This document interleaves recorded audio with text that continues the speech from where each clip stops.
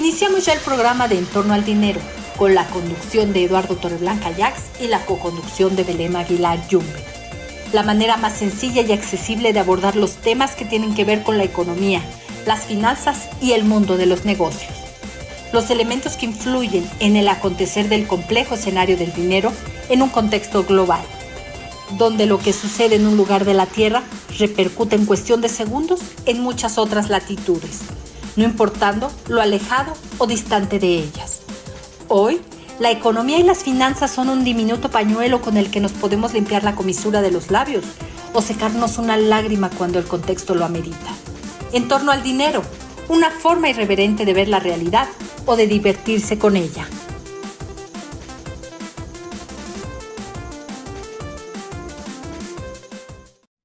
Ya son las 6 de la mañana en punto, tiempo del centro de la República Mexicana en este día 17 de noviembre. Nos recuerdan que hoy es el día del pago del impuesto. Hoy se pagan impuestos, días 17. Bienvenidos En torno al dinero. Iniciamos este programa que tiene como propósito ofrecer algunos de los temas más importantes en materia de economía, finanzas y negocios. Muchas gracias por sintonizarnos. Si lo está haciendo, muchísimas gracias. Y sobre todo, si nos ha saludado, muchísimas gracias por tener la gentileza de enviarnos un saludo a través de nuestras redes sociales o a través de nuestro WhatsApp. Muchísimas gracias. Es para nosotros un verdadero gusto poder servirle a usted de esta manera. Muchas gracias. Haciendo lo que nos gusta hacer y lo que presumimos que sabemos hacer un poco. Bien, muchas gracias por estar con nosotros. Buenos días, Belén. ¿Quiénes cumplen su onomástico en esta jornada? Hola Lalo, hola a todos en torno al dinero. Pues hoy cumple su santoral Isabel. Isabel,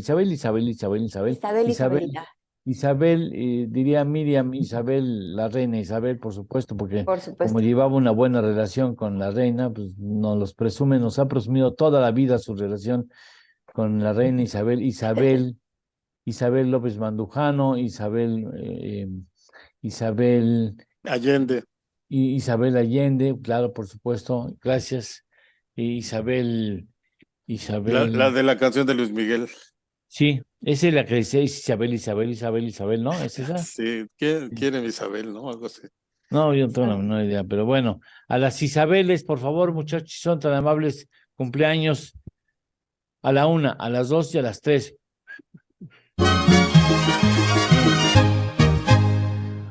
Muy bien, muchas gracias. Y vamos a esperar, no, ni guarden los instrumentos porque vamos a festejar a Belén Aguilar, quien ayer cumplió años, así es que como no le tocaba ayer, lo va a hacer hoy. A ver, muchachos, para Belén, por motivo de su cumpleaños ayer. Muy bien, sonoros, muchas gracias, felicidades. Con todo, Belén. Gracias. ¿Qué te la pasaste bien? Muy bien, muy bien, muchas gracias. ¿Muy desvelada? Pues no, ya no, los años ya no me dan para desvelarme tanto. Híjole, después de esa exageración, pues, vamos con las efemérides, no te mediste. Bueno, a ver, vámonos con las efemérides.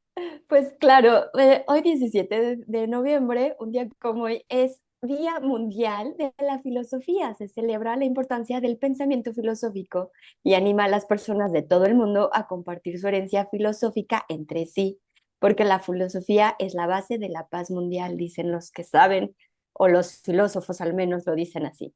También hoy es Día Internacional de la Lucha contra el Cáncer de Pulmón, una enfermedad que puede llegar a ser mortal, afectando tanto a hombres como a mujeres en todo el mundo. De ahí la importancia de su prevención, evitando posibles factores de riesgo como el tabaquismo, el alcohol y otras sustancias nocivas para la salud.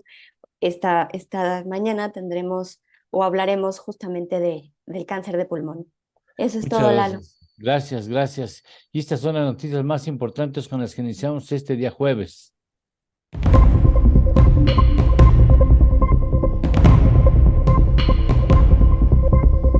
Aumento al salario mínimo y propuesta para aumentar vacaciones podría restar atractivo al país entre inversionistas, considera el Consejo Coordinador Empresarial. Daniel Becker es nombrado presidente de la Federación Latinoamericana de Bancos. El presidente López Obrador asegura que se puede reducir el presupuesto del INE sin violar la Constitución.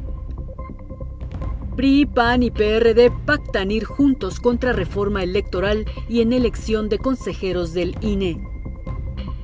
Andrés Manuel López Obrador convoca a marcha para el 27 de noviembre en defensa de su reforma electoral. Anuncia que adelantará informe. Juez aplaza 5 semanas la suspensión del título 42 que bloquea a migrantes en la frontera con México. Amazon inicia despidos y cancela una de las series más exitosas de Prime Video. Inflación en Reino Unido alcanza su nivel máximo en 41 años. Llega a 11.1% a tasa anual en octubre. El presidente chino Xi Jinping enfrenta al primer ministro de Canadá Justin Trudeau. Lo acusa de filtrar diálogo privado a la prensa. Polonia señala que misil que impactó en su territorio no fue ataque ruso. Habría sido lanzado por Ucrania, por lo que no invocará el tratado de la OTAN.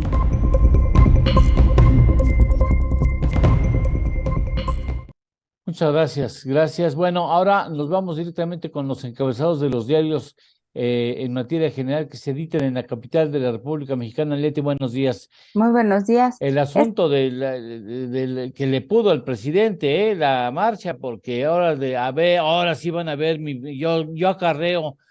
A ver cuántos vamos, a ver quién junta más. Pues, a ver quién junta más. Yo sí lleno el Zócalo, pues claro, con todo el aparato del Estado. Bueno, qué barbaridad. ¿Se ha dado cuenta que ya es presidente? A ver, vamos con los titulares. Vamos con los encabezados de los diarios que se editan en la Ciudad de México este jueves 17 de noviembre de 2022. Reforma. Prepara la 4T contramarcha. Cita a Andrés Manuel López Obrador para el 27 de noviembre. Anuncian asistencia a gobernadores, legisladores y su gabinete. El Universal. Ofrecen a Sedena granadas antimotines por 354 millones de pesos. Empresas del país y extranjeras presentan propuestas en la licitación.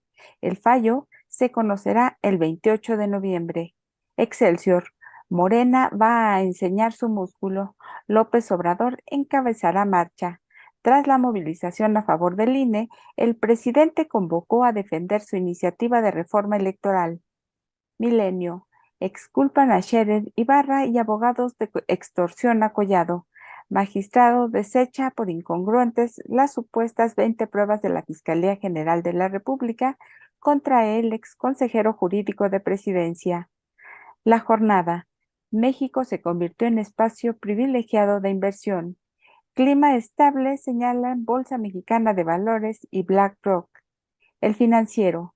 Desafía el peso la tensión geopolítica. Analistas, factores estructurales y de mercado apuntalan a nuestra moneda. El Economista, México gana terreno a China en mercado de alta tecnología en Estados Unidos, aumenta presencia en los primeros 9 meses del año. El Heraldo de México, inyectan 7.7 mil millones de pesos a corredor interoceánico, gobierno federal. Para 2023, la primera etapa del proyecto en el Istmo de Tehuantepec incluye rompeolas, muelles, un tren y 10 parques económicos. El Sol de México ofrece a Estados Unidos apoyar expansión nuclear. El regulador estadounidense dice que habrá colaboración si México decide construir plantas. Reporte Índigo, a la sombra del mobbing. El acoso laboral es una práctica muy común en México, problema que afecta gravemente la salud mental y física de los empleados. La Razón de México. Andrés Manuel López Obrador convoca a su propia marcha. Oposición acusa que será de Estado. Alista señal de fuerza y respaldo ante movilización por el INE. Y hasta aquí los encabezados de este jueves, Lalo. Gracias. Rápidamente nos vamos al clima. ¿Qué pinta el clima para este día jueves, capitán?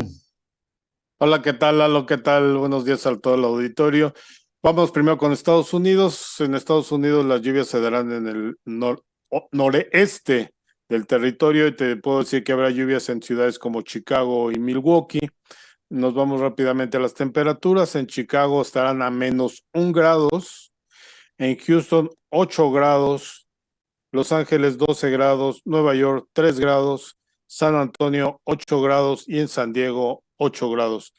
En México, yéndonos hacia México ahora, el efecto norte sigue causando lluvias y se esperan chubascos y descargas eléctricas en regiones de la península de Yucatán y alto oleaje en Veracruz, el Istmo y Golfo de Tehuantepec. Nos vamos a las temperaturas. En Aguascalientes 7 grados, en Guadalajara 12 grados, en Monterrey 6 grados, en Querétaro 10 grados y en San Luis Potosí 11 grados. Si vamos a la Ciudad de México, en estos momentos tenemos 10 grados, Ya bajó. perdón, 9 grados, y que es la mínima prevista para este día. Tendremos una máxima de 24 grados.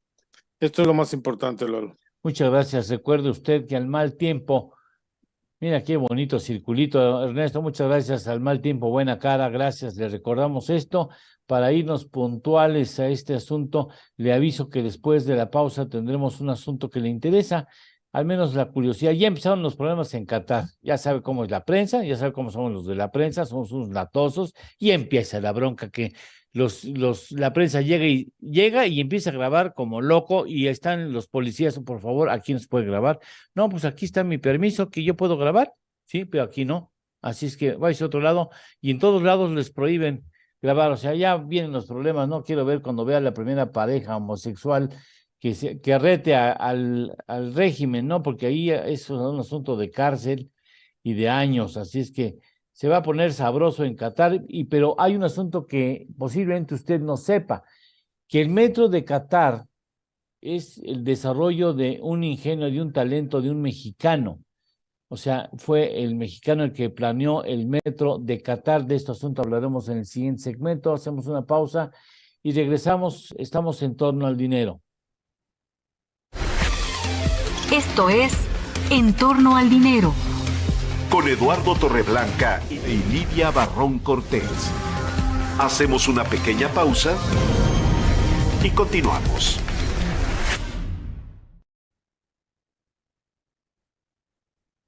Yo la tengo más grande, dice Carlos Lorete Mola en su columna Historias del Reportero que escribe en El Universal. A López Obrador lo gobiernan su ego y su odio.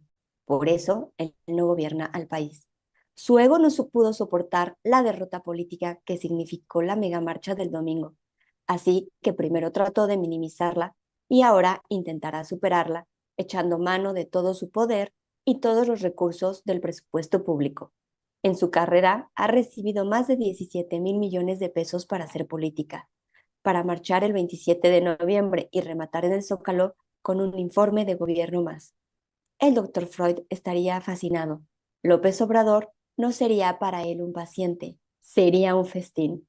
Un hombre de tanta experiencia, con tanta edad, tanto poder y tanta popularidad, incapaz de controlar el apetito adolescente. Yo la tengo más grande, repite Loret. Cuando uno ve y escucha al presidente de México convocar a su marcha, primero da pena ajena, pero luego uno se da cuenta de que el hombre más poderoso del país no puede procesar política, administrativa ni psicológica una manifestación en su contra. Se pasa de la pena ajena a la franca preocupación y se despierta con todas las alertas. ¿Hasta dónde es capaz de llegar un hombre así?, se pregunta Loreto una vez más. El mandatario mexicano se comporta como un populista de libro de texto. Es Trump, es Bolsonaro, es Putin. Así han reaccionado en momentos críticos cuando la pluralidad y la democracia se les ponen enfrente, y al hacerlo poderosos que son, han puesto a su país en riesgo antidemocrático, golpista, dictatorial, respectivamente. En su larguísima lista de obsesiones, odios y rencores, el INE es el seleccionado para pagar la factura del fraude electoral del que AMLO se ha venido quejando desde el año 2006.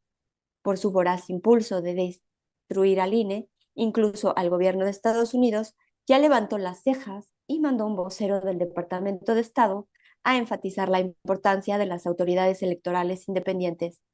Ese ego y ese odio está siendo gasolina pura para el movimiento defensor del INE, para la oposición y para el régimen. El presidente no parece darse cuenta de que se exhibe gobernado por su ego y su odio, un pedazo de la sociedad decide darle la espalda y arrinconarlo en el baúl de los perdidos.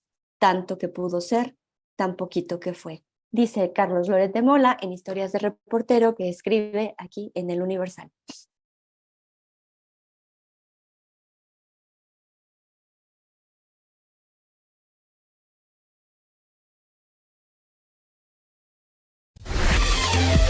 Ya estamos de regreso. Esto es En torno al dinero. Con Eduardo Torreblanca Llanes.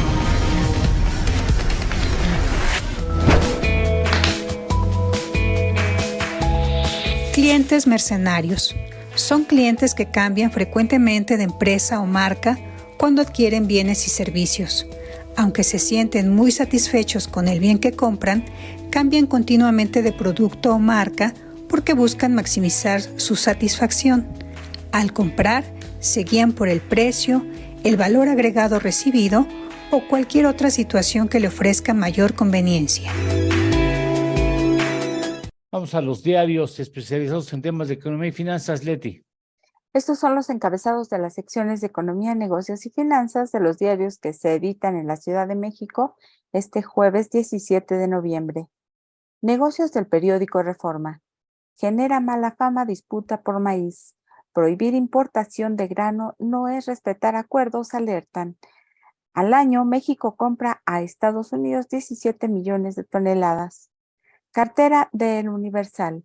Afectan al servicio geológico equipos obsoletos. El Servicio Geológico Mexicano reconoce en un diagnóstico su limitada capacidad para lograr obtener datos precisos sobre yacimientos de minerales, entre ellos el litio. Dinero de Excelsior. Se impone un corralito a las criptomonedas. Efecto dominó. Luego que FTX cayera en bancarrota, otras plataformas como Genesis y BlockFi ahora están impidiendo que sus usuarios liquiden sus inversiones y recuperen su dinero. Negocios de Milenio. Invierten 480,000 millones de pesos en Estado de México por e-commerce. La cifra abarca los últimos 4 años, pero 60% del monto llegó desde mayo de 2021. Mercado Libre pone 400 millones de dólares para centros de distribución. Economía del diario La Jornada. México es un destino de inversión privilegiado. Ventajas del nearshoring. El ánimo de los dueños del capital sobre el país es positivo, señala la Bolsa Mexicana de Valores. Economía, mercados e indicadores del financiero. Peso sorprende con su fortaleza y desafía el entorno geopolítico. Apoyan el diferencial de tasas con Estados Unidos y factores estructurales de la economía. Empresas y negocios del Economista. México gana terreno en exportaciones de alta tecnología a Estados Unidos. Quita mercado a China. Mercados del Heraldo de México. Crece inversión. Japón en México. Cifras del Ministerio de Asuntos Exteriores nipón reportó un aumento en comercio. Finanzas de El Sol de México. Hay tremendo potencial para energía nuclear, señala Christopher Hanson, presidente de la Comisión Reguladora Nuclear de Estados Unidos. Negocios de La Razón de México. Buen Fin, un flagelo para inflación y riesgo para estafa, señalan expertos. Del total de ventas, 20% es e-commerce. Y hasta aquí los encabezados de Economía y Finanzas, Lalo. Muchas gracias, gracias. Vamos a reconocer qué fue lo que sucedió ayer en los mercados financieros, Belén. Claro que sí. Los mercados financieros el día de ayer cerraron de la siguiente manera. Wall Street, el índice Dow Jones, tuvo una pérdida de menos 0.12% hasta las 33.553.83 unidades. El Standard & Poor's presentó una pérdida de menos 0.83% hasta las 3.958.79 unidades. Por su parte, el Nasdaq también presentó una pérdida de menos 1.54% hasta las 11.183.66 unidades. El mercado mexicano también cerró en números rojos. El IPC de la Bolsa Mexicana de Valores perdió menos 0.21% hasta las 51.544.94 unidades. En cuanto al índice FTSE de la Bolsa Institucional de Valores, tuvo una caída de menos 0.33% hasta las 1.075.18 unidades. Por su parte, ¿Qué pasó? perdón, disculpen. Por su parte, el West Texas tuvo una pérdida de 1.53% hasta llegar a los $85.59 por barril. El Brent del Mar del Norte tuvo una caída de menos 1.07% hasta los $92.86 por barril. La mezcla mexicana de exportación tuvo una pérdida de menos 1.12% hasta llegar a los $79.29 por barril. En cuanto a las divisas, el dólar cerró a 19.31 pesos y el euro a 20.11 pesos. Esto con información del Banco de México. Bien, muchas gracias. Bueno, en estos momentos los petróleos se presentan un ajuste importante. En el caso del West Texas, una contracción de 1.80% hasta los $84.05 por barril. El Brent del Mar del Norte se ajusta a 1.34% hasta $91.62 por barril. Esto es lo que sucede con los petróleos. Ya vamos a ver por qué razón se están contrayendo en estas naturalezas, en esas cifras. Por lo pronto le digo que la moneda mexicana frente al dólar estadounidense pierde 0.41%, está en 19.41, 19 pesos con 41 centavos el precio del dólar en estos momentos en los mercados internacionales. Bien, pues ya que vimos esto, valdría la pena dar una recordada a un asunto de lo que se hablará marginalmente. Juan Núñez, resulta que el metro de Qatar es obra de ingeniería mexicana, para decirlo en esos términos, porque no será un solo el ingeniero, sino será un despacho encabezado por un ingeniero mexicano, el que planteó cómo tendría que comportarse y las características del metro en Qatar, que será asombro seguramente de la prensa internacional con motivo de la celebración de los Juegos de Fútbol global. Así es, Lalo, pues el metro será una gran parte del medio de transporte para este Mundial de Fútbol que se inaugura el próximo lunes, y los trenes llevan un sello mexicano que pues el diseñador Daniel Rodríguez Escobar formó parte de la creación de estos. Daniel Rodríguez Escobar es diseñador industrial, egresado de la Universidad Iberoamericana, pero desde hace 20 años radica en Osaka, Japón, y trabaja para la compañía Kin Kisharyo, y uno de sus encargos fue el de desarrollar el metro de Doha en la capital de Qatar. Ese pues le da un aire, no es por nada, pero le da un aire al metro mexicano, ¿no? Digo, cuánta diferencia puede haber en los metros, pero bueno, sí se asemeja al metro, ¿no? De la Ciudad de México. Le da un airecillo ahí. Por fuera no tanto, es mucho más moderno, se parece más a un tren bala que impera en Japón, y obviamente la compañía es japonesa la que se encargó de todo el proyecto y para la cual trabaja el mexicano, ¿no? Bien, pues ahí está, entonces intervino. ¿No sabes qué tan extendido es, qué tanto abarca en cuanto a kilómetros, líneas, etcétera, etcétera? No tengo toda esa información, nada más tengo la parte de lo que es el diseño, pero si quieres te investigo y más tarde te digo.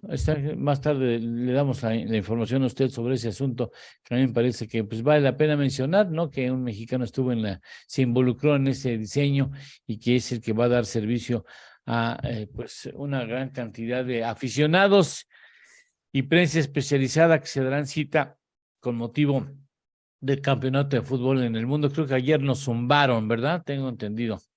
Pues tanto como zumbarlos no se jugó tan mal, acabó 2-1, bueno, pues y fue justo al final cuando nos ganó Suecia.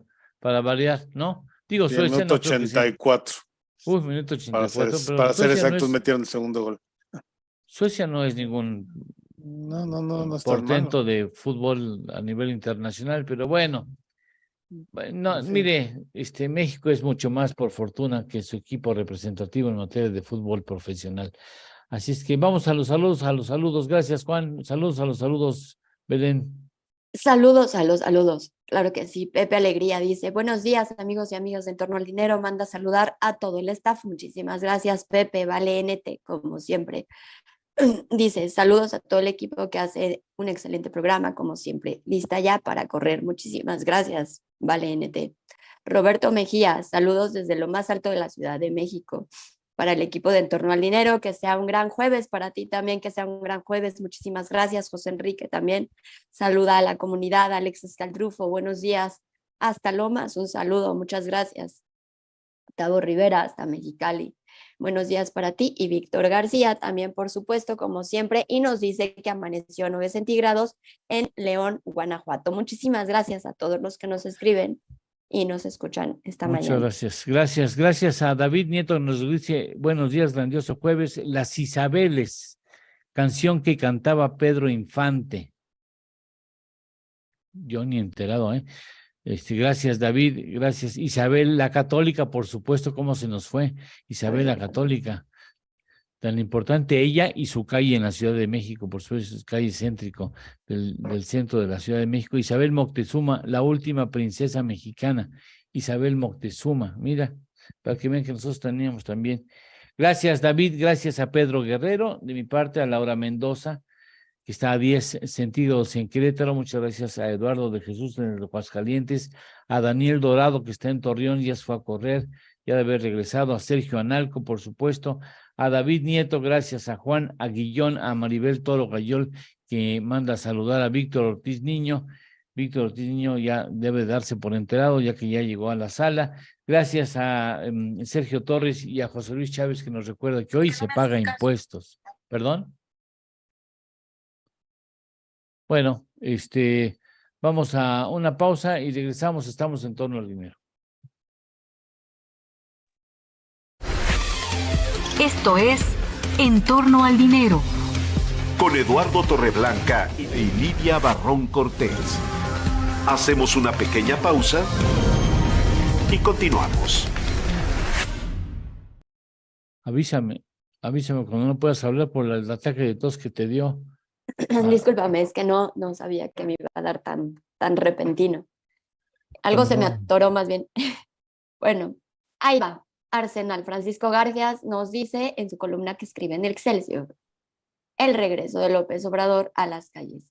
Tengo sospechas de que el primer sorprendido por la magnitud de la marcha en defensa del INE, realizada el pasado domingo en todo el país, es el presidente López Obrador.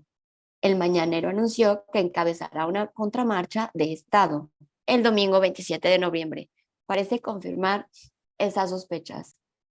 La semana previa a la manifestación fue pródigo en ataques, descalificaciones y hasta insultos a los que manifestantes que rechazaron su reforma electoral. Repitió que los que asistieran a esas marchas eran racistas, clasistas, cretinos, que salían a la calle en defensa de los privilegios y la corrupción. Garfias dice, esa agresividad contribuyó a cohesionar a los inconformes.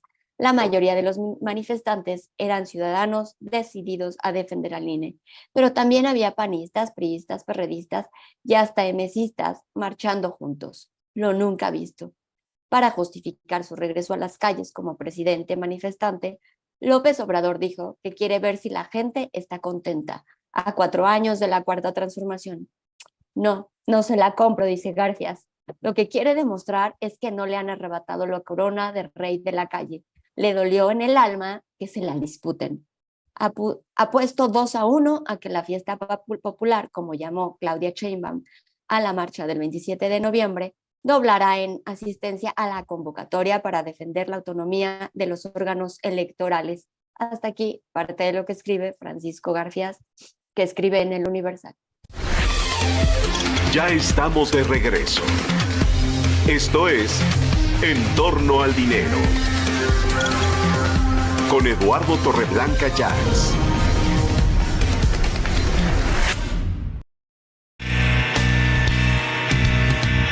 En Torno al Dinero.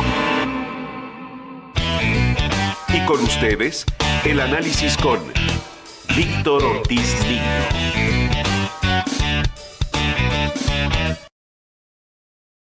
Bueno, al parecer Víctor Ortiz Niño tiene un problema en su conexión, así es que vamos a ver qué es lo que dicen los columnistas, de qué escriben los columnistas en materia financiera esta mañana, Leti.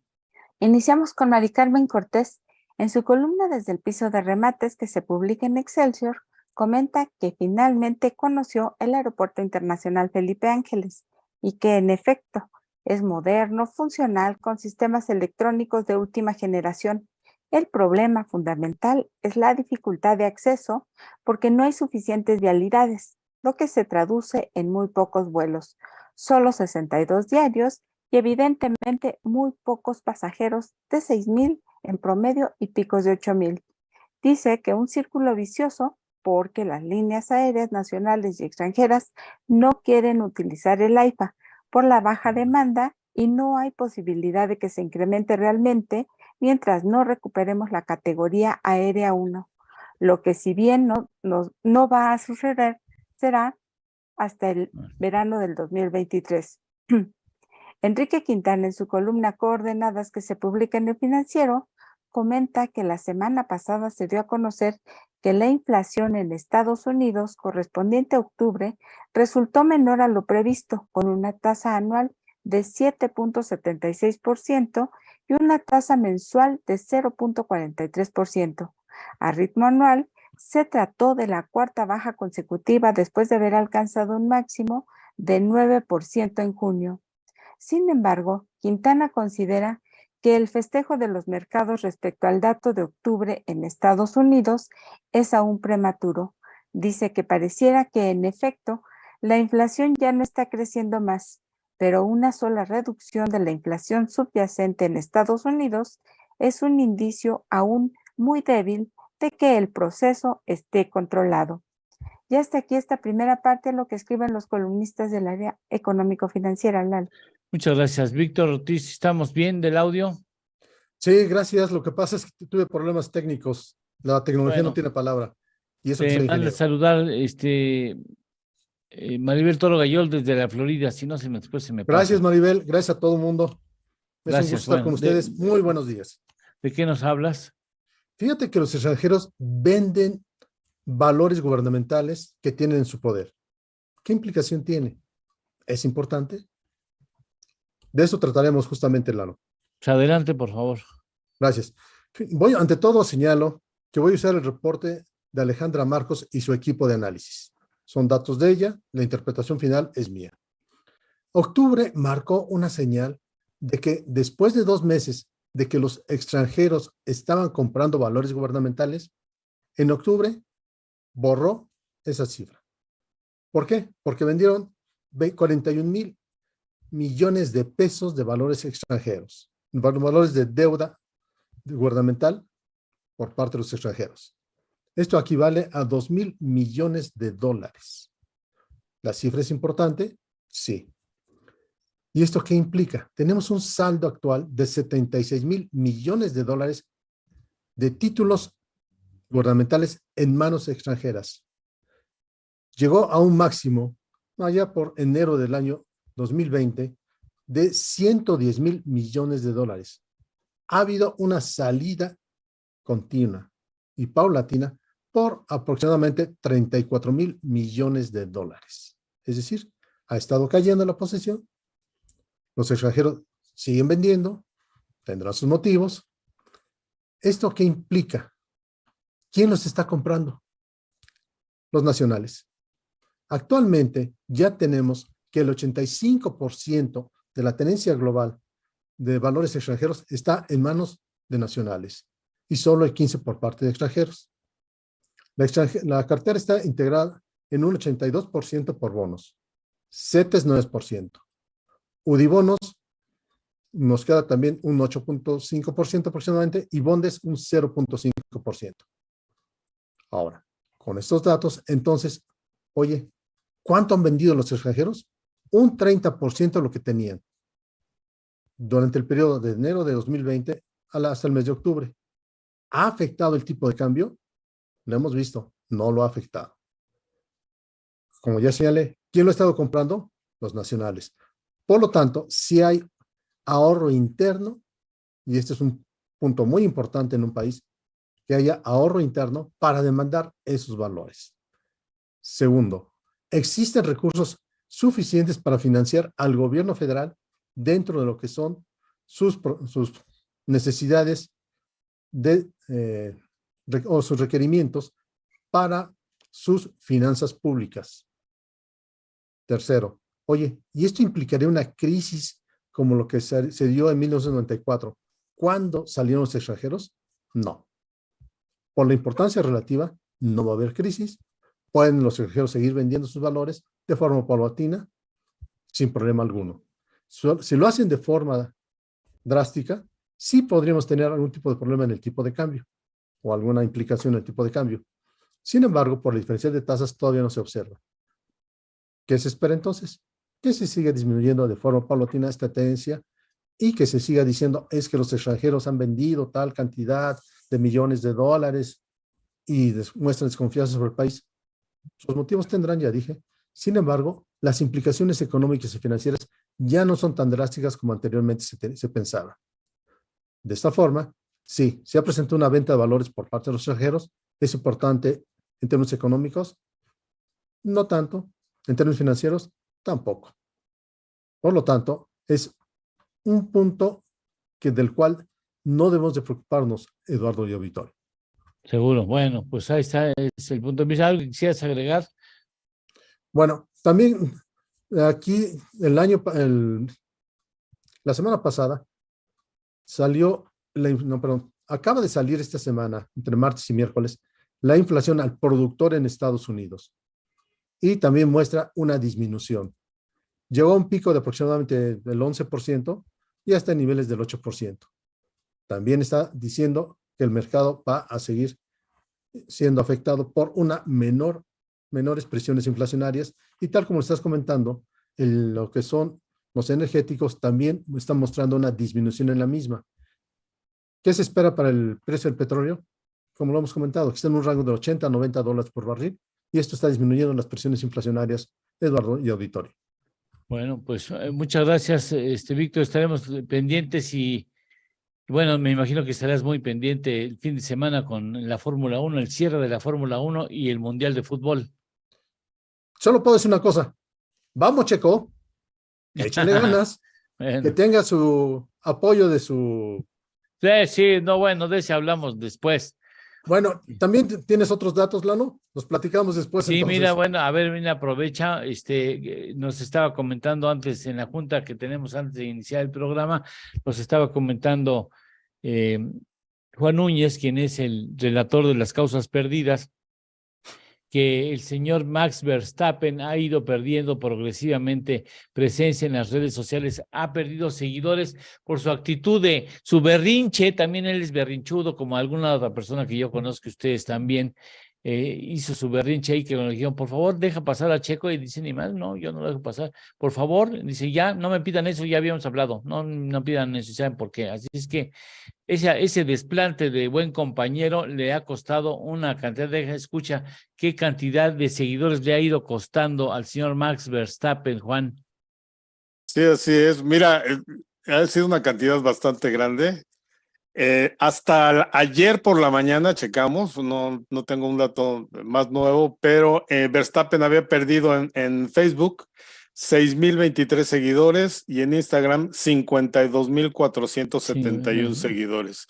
Y Checo, al revés, ha ganado en Facebook 3,410 y 56,699 seguidores. Esto hasta el día de ayer. Ayer por la noche ya estábamos estábamos revisando por ahí cifras y ya estaban manejando cerca de 90,000 seguidores. No me digas. Los que había perdido Verstappen. Y es obvio, ¿no?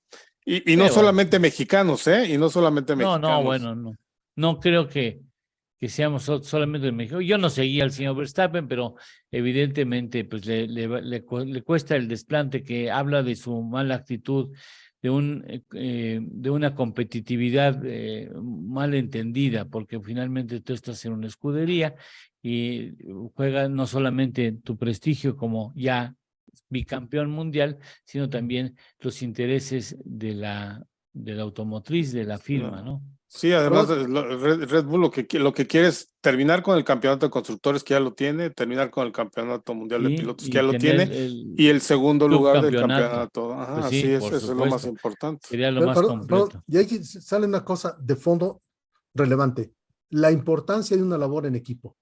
Si todos los integrantes de ese equipo no tienen el mismo objetivo, no jalan para el mismo lugar, no se logran los resultados esperados, ni se logra eficiencia ni eficacia. ¿Están oyendo en Palacio Nacional? Bueno, no son aficionados a la Fórmula 1.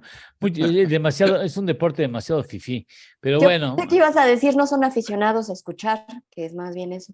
También no son aficionados, bueno, ahí no son aficionados, no tienen esa incapacidad para escuchar, pero bueno, ese es otro punto. Muchas gracias, Víctor. Nos vemos el próximo martes. Cuídense mucho, por favor, y que no falle la tecnología nuevamente, por favor. Muchas gracias. Sergio Sánchez nos hace algunas consideraciones sobre lo que podemos hacer para no tener problemas con el fisco. Sergio, buenos días.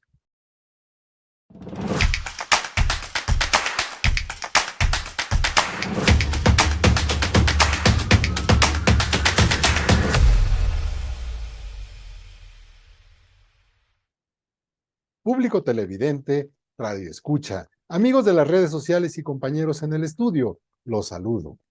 Inicia la cuenta regresiva y estamos a 45 días de concluir este año 2022, un ejercicio fiscal más, y la pregunta es, ¿qué nos depara el próximo año 2023 en materia fiscal? ¿Será que me debo preocupar como ciudadano? Pero la pregunta imperante es, ¿seré contribuyente? Y he de ahí la pregunta del gran Bardo de Avon, mejor conocido como William Shakespeare. ¿Ser o no ser? Esa es la cuestión. Todos somos contribuyentes y pagamos todos impuestos de forma directa o indirecta, pero tenemos como ciudadanos derechos y obligaciones, y entre las obligaciones la de estar inscritos en el Registro Federal de Contribuyentes, siendo mayores de 18 años, hombres y mujeres. Además, si tenemos una actividad económica, debemos manifestarla con un régimen fiscal, como persona física, y de no tener de igual forma señalarlo en la inscripción. Asimismo, debemos tener actualizada nuestra información personal ante el SAT y obtener nuestra e-firma y contraseña, misma que debe estar bajo nuestro resguardo y responsabilidad. De nadie más. Hágase ese primer propósito para esperar el año 2023 de forma correcta. Sabemos que para poder exigir a nuestras autoridades, también en nuestro papel de contribuyentes, los derechos se ejercen y no seamos víctimas de los actos de coacción de las autoridades fiscales, que van con todo. Si tiene un régimen fiscal como persona física o es empresario y forma parte de una persona moral como socio o accionista, considere siempre contratar los servicios de un especialista fiscal, que tenga una especialidad en materia tributaria o fiscal, que se actualice, que además pertenezca a una asociación o colegio de profesionales contables. Es muy lamentable la existencia de profesionistas piratas, que se dicen profesionistas y se atreven a señalar, es que tengo contactos en el SAT. Señoras y señores, eso no existe. Los conocimientos y la experiencia darán de qué hablar de todo profesional. Recuerde que lo barato suele salir caro.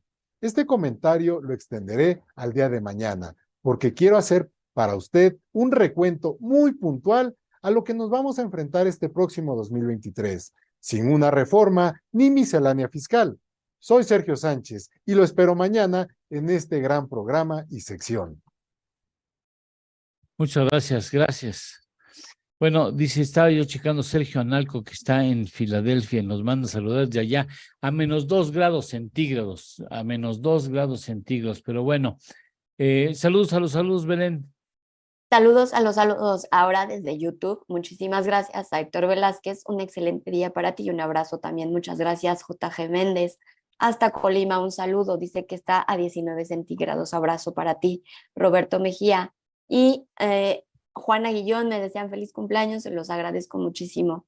Buenos días, a Jerry también, muchas gracias. Pregunta si no se está transmitiendo en Facebook. ¿Se está transmitiendo? Por supuesto que sí.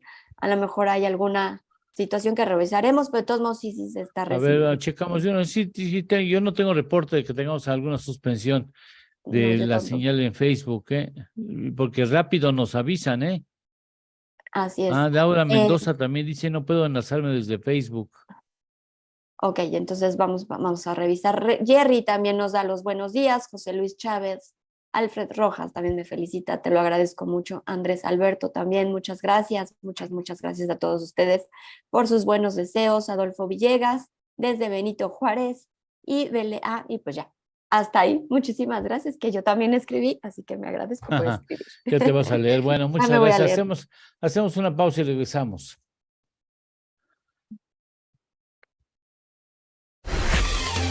Esto es En torno al dinero. Con Eduardo Torreblanca y Lidia Barrón Cortés. Hacemos una pequeña pausa y continuamos.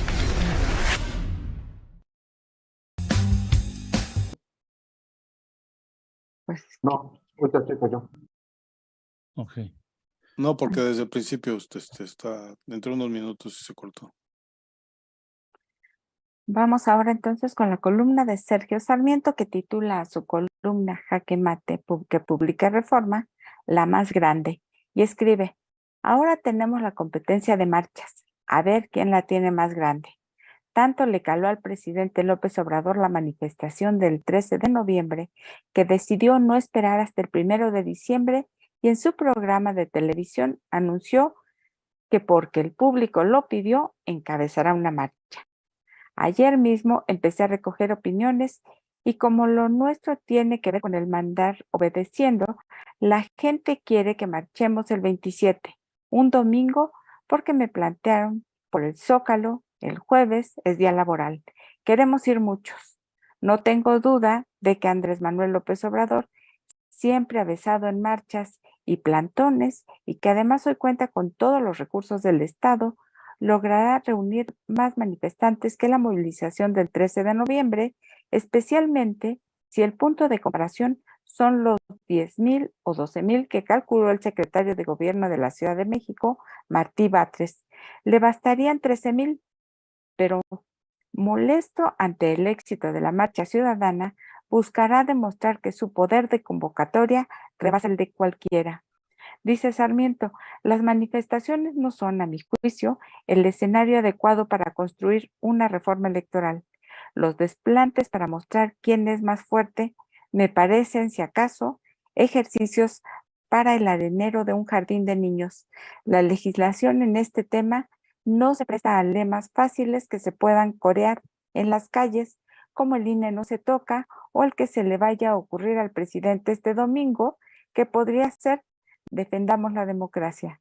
López Obrador lo demuestra con el desconocimiento de su propia reforma, aunque una y otra vez ha exigido acabar con los diputados y senadores plurinominales, ha presentado una iniciativa que descarta a los legisladores de mayoría relativa y deja solo plurinominales.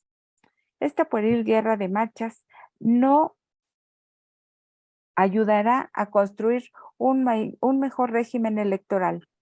Sí, es posible, claro, tener un sistema menos costoso y burocrático, pero el presidente quiere imponer reglas que favorezcan a su partido. Ya, me reportan que ya. Perdón.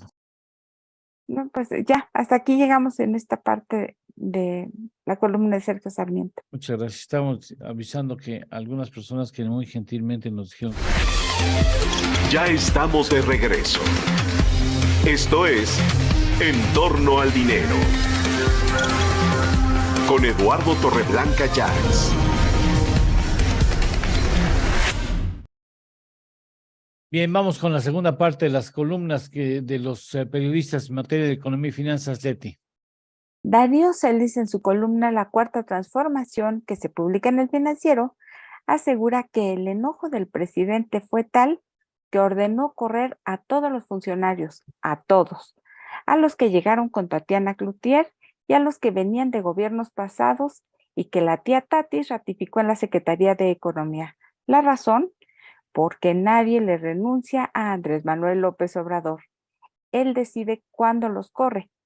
El único alto funcionario de esa dependencia que va a sobrevivir al enojo presidencial es el expanista Ricardo Sheffield, porque lo ve como la carta fuerte de Morena para Guanajuato en el 2024. Y Mario Maldonado, en su columna Historia de Negocios que publica en El Universal, comenta que Luis Donaldo Colosio Riojas ya les dio un no rotundo a Movimiento Ciudadano y a la oposición, quienes buscaban que se lanzara como candidato a la presidencia en 2024. Dice que hace un par de semanas, en una reunión privada, los principales líderes de Movimiento Ciudadano le llevaron la propuesta perfecta para pavimentar su candidatura hacia el 2024, convertirlo en senador federal y darle así exposición nacional, pero Colosio Riojas dijo que no. Alberto Aguilar, en su columna Nombres, Nombres y Nombres, que se publica en El Sol de México, comenta que sí vale, vuelve a ser noticia, ya que la multinacional comunicó ayer a su personal una decisión que tomó su asamblea de accionistas. Se decidió iniciar una investigación sobre algunas operaciones comerciales y financieras de la compañía, y para tal efecto, y mientras dicho ejercicio se realiza, Gerardo Yepes, timón de Civale, será suspendido de la empresa para preservar los derechos de todos y proceder con calma a las verificaciones. Y hasta aquí un resumen de lo que escriben hoy los columnistas del área económico-financiera, Lalo. Muchas gracias, gracias. Bueno, en asuntos de salud, vamos a dar un giro en asuntos de salud. Hoy Belén Aguilar nos habla sobre un problema que no es menor y lamentablemente no es poco generalizado en nuestro territorio, el cáncer de pulmón, Belén. Así es, Lalo, el cáncer de pulmón pues tiene múltiples factores de riesgo y síntomas y es muy delicado por ser representar un reto importante para la salud pública al ser reconocido como una de las principales causas de muerte por cáncer en México y en el mundo. En 2022 se estimó una incidencia de más de 2 millones de casos de cáncer de pulmón en el mundo y alrededor de 1.8 millones de muertes por esta causa. En México se registraron 7.800 casos nuevos y 6.733 muertes. El cáncer de pulmón, ¿cómo se origina? Bueno, se origina cuando las células comienzan a reproducirse de manera descontrolada y al reproducirse tantas, estas forman un tumor y se trasladan a otras partes del cuerpo y comienzan esto a formar cáncer en forma de tumores que reemplazan los tejidos normales. ¿Dónde comienza el cáncer de pulmón? Bueno, comienza generalmente en las células que envuelven los bronquios, los bronquiolos y los alveolos.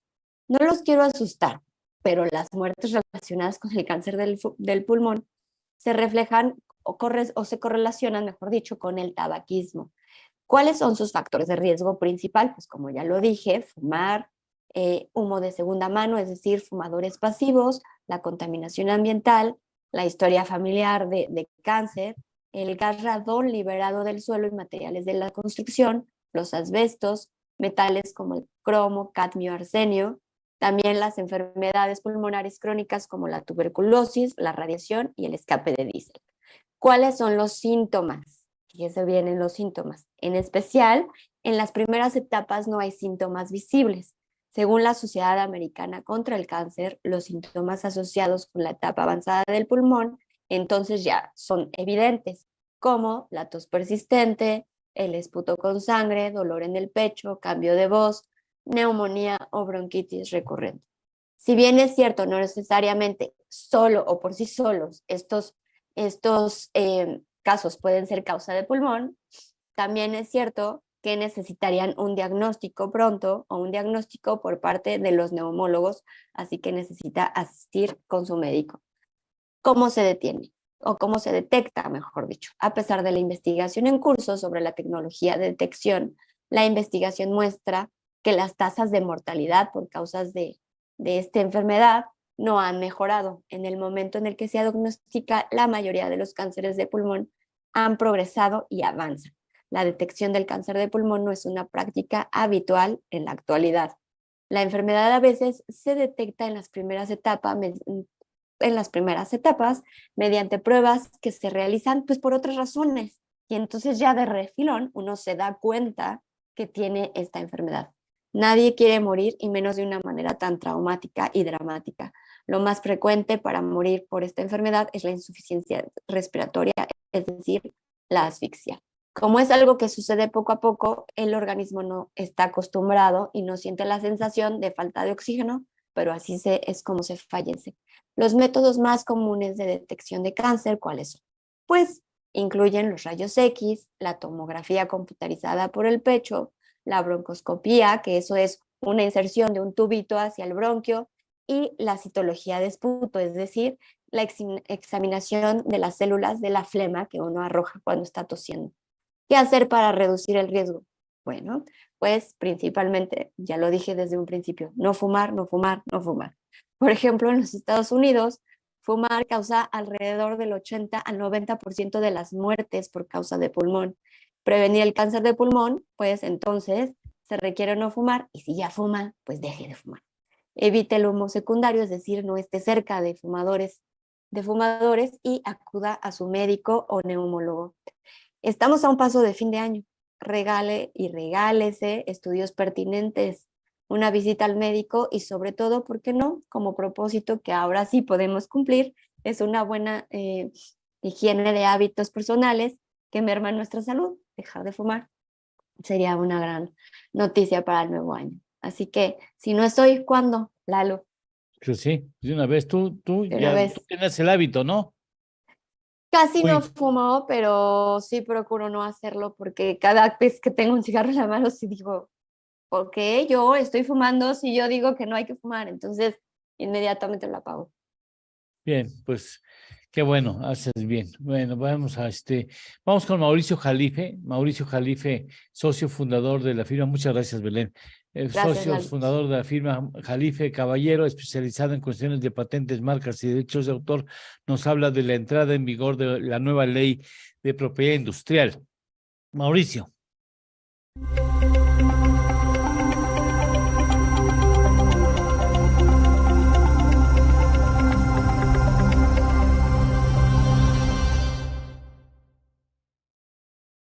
Eduardo, me da mucho gusto saludarte, igual que a nuestros amigos de En Torno al Dinero, y voy para platicar sobre un tema, pues la verdad es que interesante, porque se cumplen 2 años, justamente 2 años de la entrada en vigor de la nueva ley de propiedad industrial, la ley que regula patentes, marcas y derechos de autor en nuestro país, y que, como sabemos, pues es una legislación orientada a proteger la creatividad, las aportaciones tecnológicas y las marcas, que es un tema pues altamente sensible, digamos, en el comercio en nuestro país, y una ley que tiene que ver muchísimo claramente con el desarrollo y el crecimiento económico de los países, cuando es una ley que realmente estimula los avances tecnológicos y la distintividad de productos y servicios.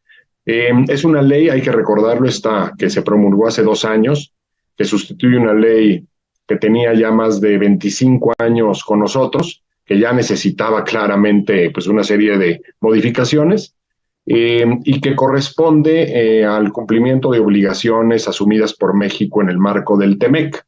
De hecho, la ley se publica justamente el día en que se firma el nuevo Tratado de Libre Comercio con Estados Unidos y Canadá.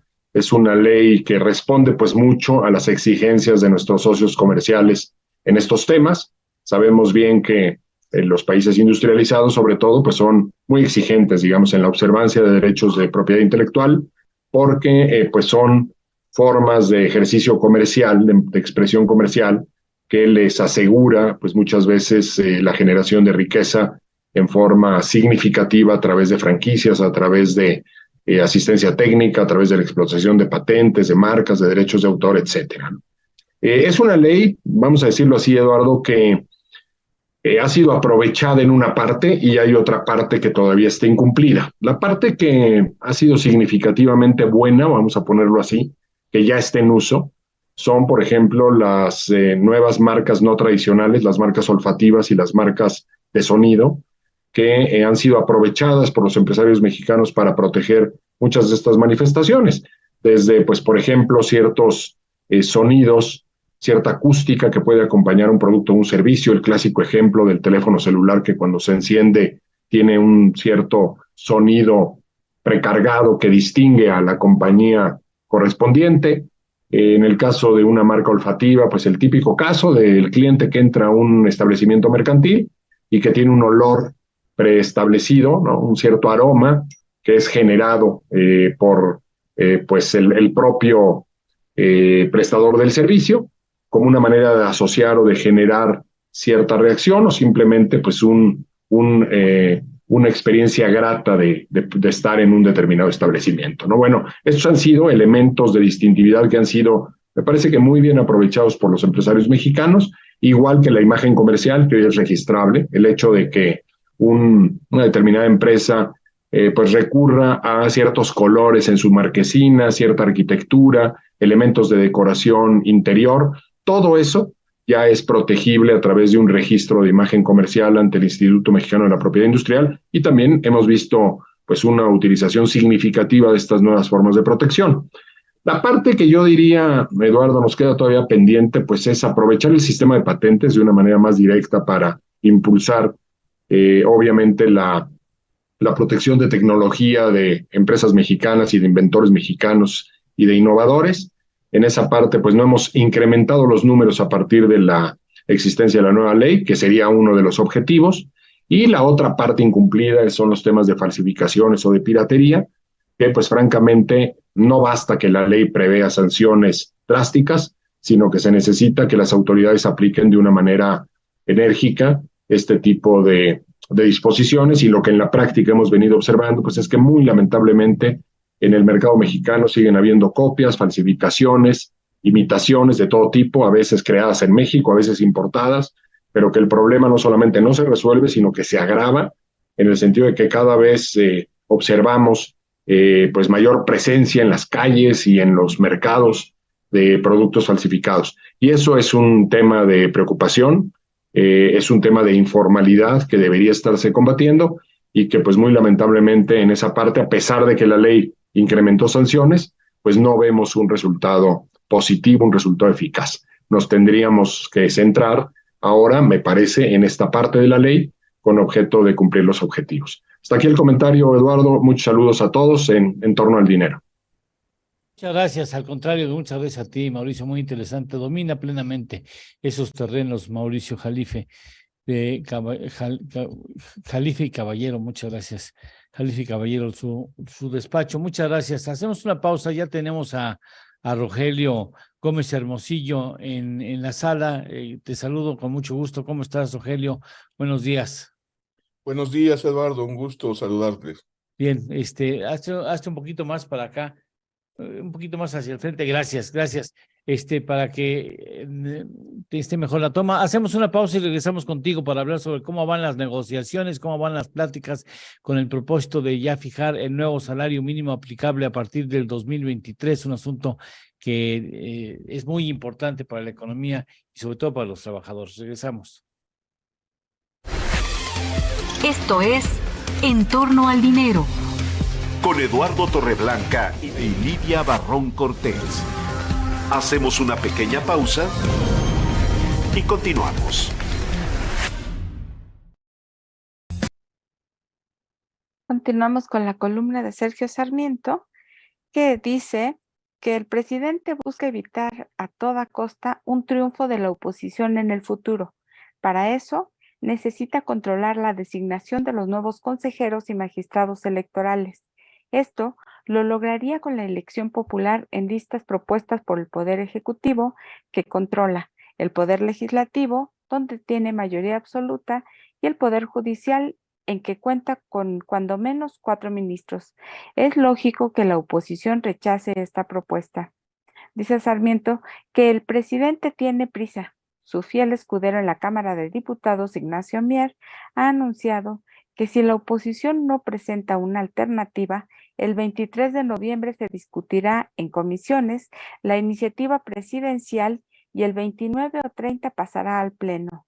Andrés Manuel López Obrador quiere que toda la reforma quede terminada antes del cierre del periodo ordinario de sesiones en diciembre, y sus deseos son órdenes. La idea de que se revisarían cientos de propuestas anteriores de otros partidos se revela como una mentira más. Ante la resistencia de la oposición a suicidarse, el plan B del presidente se convierte en el siguiente paso. El régimen cambiará todo lo que pueda aunque viole la Constitución, con la idea de que si hay una controversia constitucional, los 4 ministros en su bolsillo impedirán una declaratoria de inconstitucionalidad que requiere 8 votos de 11. Después habrá que elegir en condicionales para 3 de los 4 puestos de consejeros electorales que entrarán en funciones en 2023. La idea es cargar los dados de antemano. Y hasta aquí parte de lo que escribe hoy Sergio Sarmiento en su columna de Reforma, Lalo. Muchas gracias. Ya estamos de regreso.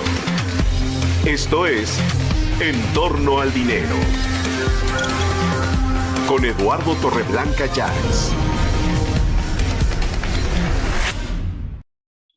Rogelio Gómez Hermosillo, coordinador de Acción Ciudadana contra la Pobreza, está aquí con nosotros. Buenos días nuevamente, Rogelio. ¿Cómo van las charlas para tratar de determinar el mínimo en el 2023? Mira, yo creo que ya se va a instalar el Consejo de Representantes de la Comisión Nacional de Salarios Mínimos. El sector obrero ya fijó una posición, están diciendo que el salario mínimo y los salarios profesionales deben aumentar en 25%, no hacen distinción entre, bueno, en fin, entre el mínimo general y los profesionales, no usan la fórmula de porcentaje más monto en pesos, lo cual pues no ayuda.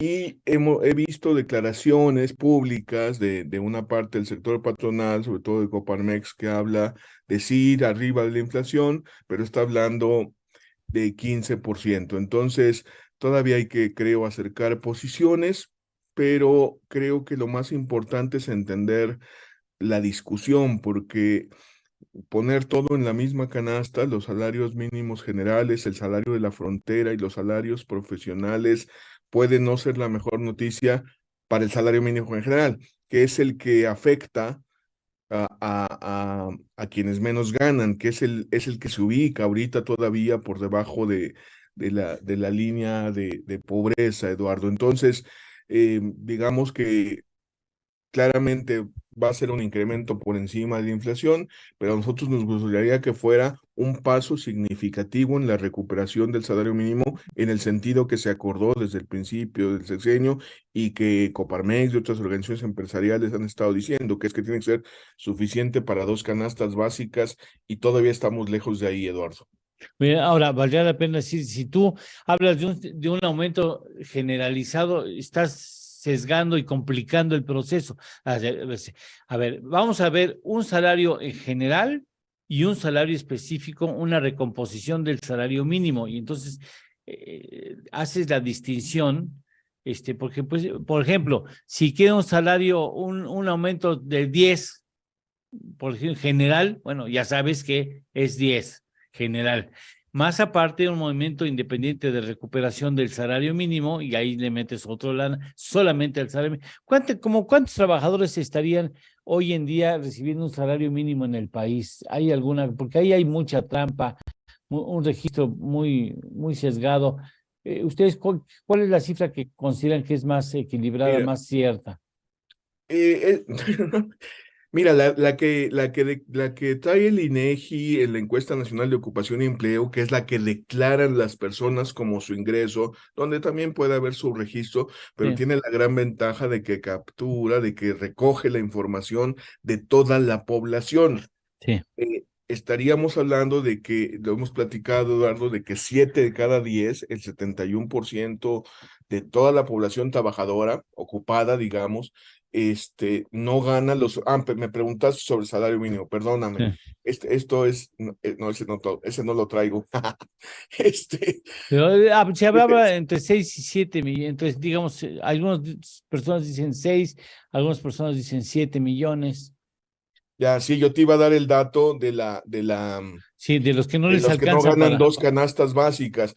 Ahí te podría decir que el IMSS registra el 4% y jugando estos otros, llega casi al 5% el 5% de las personas registradas en el IMSS, ganan salario mínimo. Ese es el dato del IMSS. Son 208,000 personas, o sea, realmente es poco. No, es poco, debe ser mayor. En el conjunto de la población, obviamente es más, Eduardo. Yo creo que esto que te iba yo a comentar nos da la referencia, porque mira, pone el umbral donde lo queremos. Es decir, 7 de cada 10 personas que trabajan no ganan 2 canastas básicas. Eso sí ya es otra cosa. ¿No? Si el salario mínimo ahorita mensual, anda en 5,186 pesos, ¿no? Redondeemos para la televisión en 5,200, las 2 canastas, ¿no? A mediados de año, que es cuando se coincide pues la fecha con el levantamiento del ENOE, andarían cerca de los 8,000 pesos. Entonces, ahí o poco más, 8,200, 8,300. Entonces, le estarían faltando 3,000. Ahí está el 70% de la población que trabaja, pero si quitamos a quienes trabajan por su cuenta y a quienes están en negocios familiares y no perciben salario y solo dejamos a trabajadores subordinados asalariados, es el 67%. Personas con un salario que alguien les dio trabajo, 2 de cada 3 no ganan lo suficiente para 2 canastas básicas. Y ahí sí me puedo ir al IMSS con ese mismo parámetro, 2 canastas básicas, ¿no? El dato de octubre con el costo de la canasta básica de octubre, y me da que casi la mitad de quienes están ya registrados en el IMSS, trabajos, como se les dice, formales, que es en realidad pues, registrados en el IMSS por quienes les dieron trabajo, es casi la mitad, 46% de las personas que trabajan registradas en el IMSS ganan menos de 2 canastas básicas. Entonces, sí estamos hablando bueno, y ahí está, entonces estamos entre el 5 que gana el salario mínimo y el 46 que gana menos de 2 canastas básicas. Ese es el universo de población que hay que todavía mejorarle el ingreso, porque esos son los salarios, esos son lo que decimos nosotros las fábricas de pobreza. O sea, si ganas menos de 2 canastas básicas, no puedes mantener a ti y a otra persona por fuera de la pobreza, y entonces pues trabajas pero eres pobre, lo cual es una gran contradicción, un gran escándalo, y hay empresarios que lo entendieron. Eso es lo que me da mucho gusto. Oye, ¿y cómo se hacen? A ver, ¿cómo se acercan a la decisión final? Hazte un poquito más para enfrente, porque si no queda muy rara la composición. Gracias. ¿Y cómo se hacen las pláticas? O sea, ¿se hacen en la Secretaría del Trabajo o en algún otro lado donde se reúnen, o cada quien va por su lado y en un momento dado se reúnen? ¿Qué papel juegan ustedes, por ejemplo, que es una parte muy importante de este esfuerzo por recomponer el salario mínimo? O sea, ¿cómo se teje la cifra final? Pues es un poco un misterio. Mira, es claro, por ejemplo, que antes, ¿no? En los 90, ¿no? En 2000, etcétera, el presidente de la CONASAMI, que por cierto era alguien que duró ahí casi 30 años, ¿no? Desde el sexenio de Salinas, y no se movió hasta ahora, hasta 2018, pues iba con el Banco de México y les preguntaba, oigan, ¿y qué onda? Entonces, ¿cómo está la inflación? ¿Cómo se hace el ajuste del salario mínimo? Y luego llegaba y le imponía a todo mundo, porque hay un consejo de representantes. Eso. Ahora, formalmente hay un consejo de representantes, hay una representación de 15 personas del sector obrero, así le dicen, del sector de los trabajadores y las trabajadoras, que básicamente fueron nombrados desde los sindicatos que existen hoy, y 15 personas que surgen desde las diferentes ramas de la economía que fueron nombradas por el sector patronal, por el sector empresarial. Es mucho más representativo porque pues, ahí están mucho más organizados, etc. Formalmente ellos, con el gobierno, representado por el presidente de la Comisión Nacional de Salarios Mínimos y un representante de Hacienda y del Banco de México, ciertamente, pero el gobierno es minoría, claramente,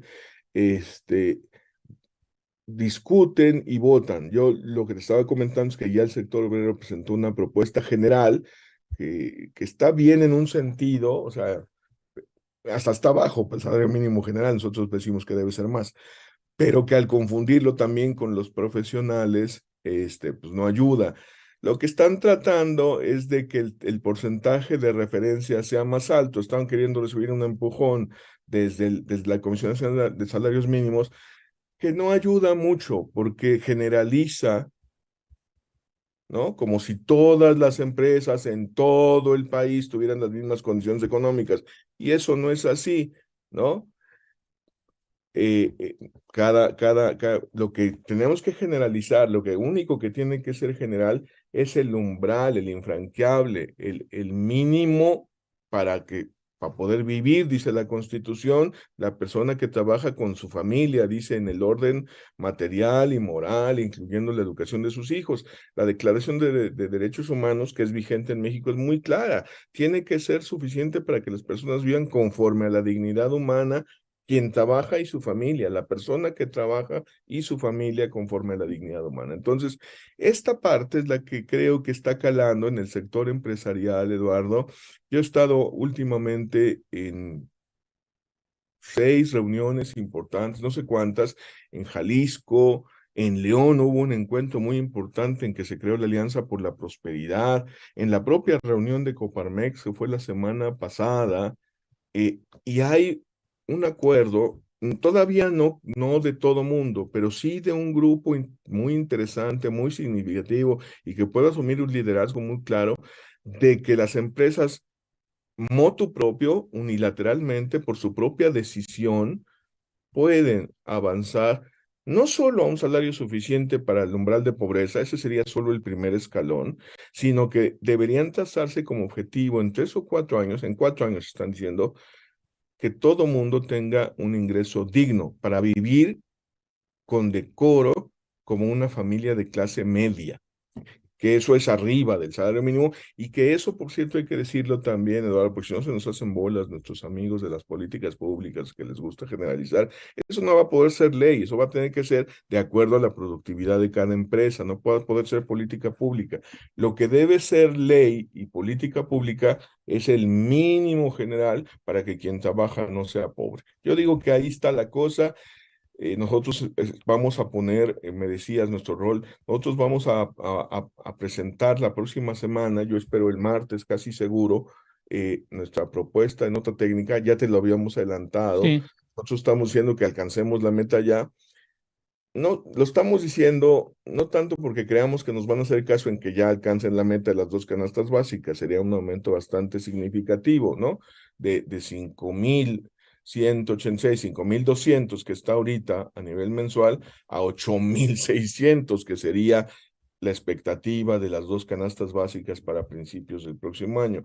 Pues sí, es un salto grande, pero lo estamos poniendo para explicar 3 cosas. La primera es que sí se puede. Bueno, la primera es la meta, que no se olvide que tenemos una meta y que hubo un compromiso de llegar a esa meta y que mientras no lleguemos a esa meta seguimos teniendo salarios que crean pobreza. O sea, que nadie se le olvide la meta y que estamos hablando de millones de personas que trabajan y no les da para salir de la pobreza. Entonces, eso es clave.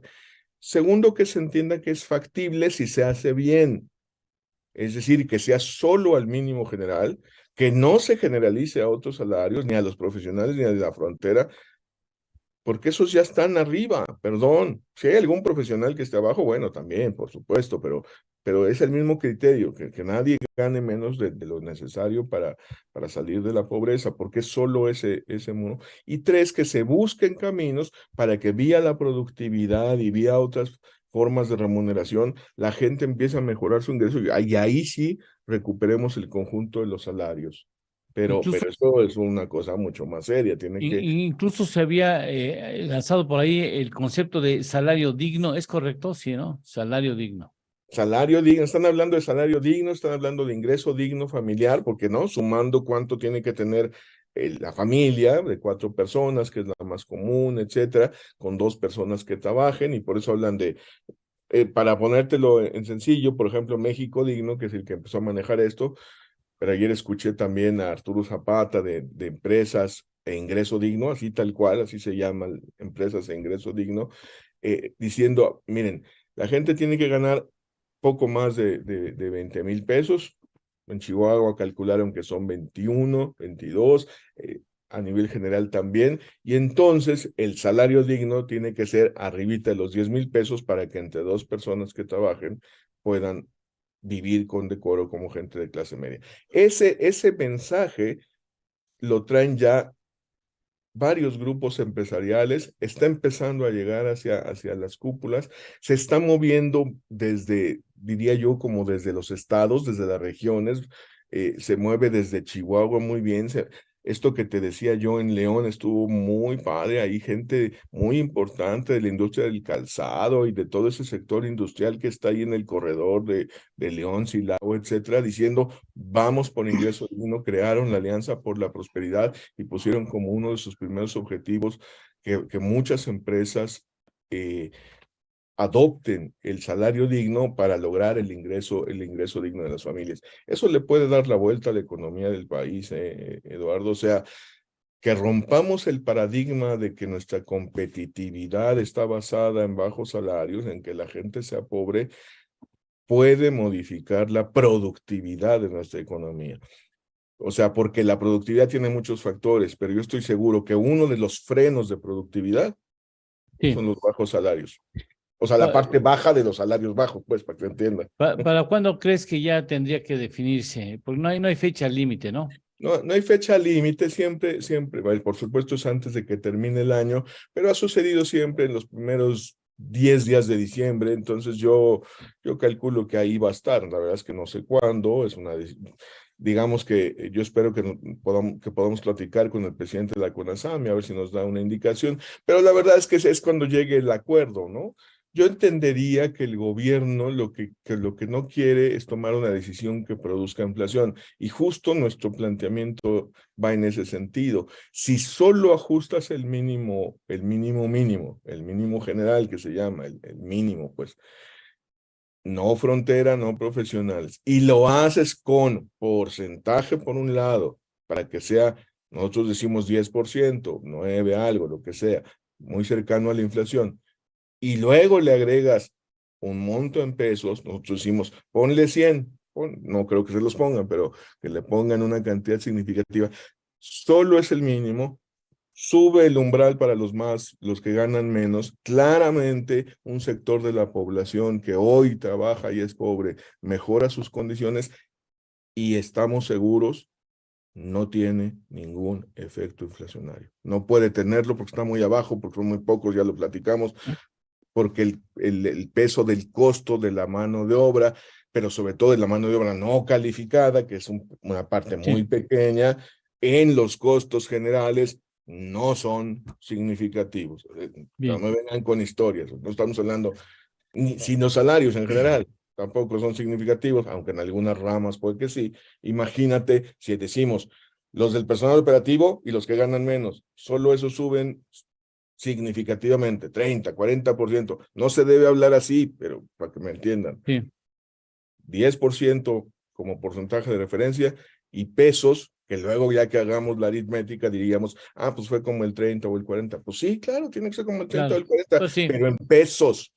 Sí, claro, no en porcentajes, claro. Estaremos en contacto, como si en unos 15 días te volvemos a molestar, Rogelio. Muchas gracias por estar con nosotros. Ahí va a estar el momento de la decisión. Gracias, Eduardo, con muchísimo gusto. Un abrazo, cuídate mucho, pórtate bien, gracias. Hacemos una pausa, vamos a una pausa, después vamos con Pablo Álvarez Casa. Gracias, Rogelio. Esto es En torno al dinero, con Eduardo Torreblanca y Lidia Barrón Cortés. Hacemos una pequeña pausa y continuamos.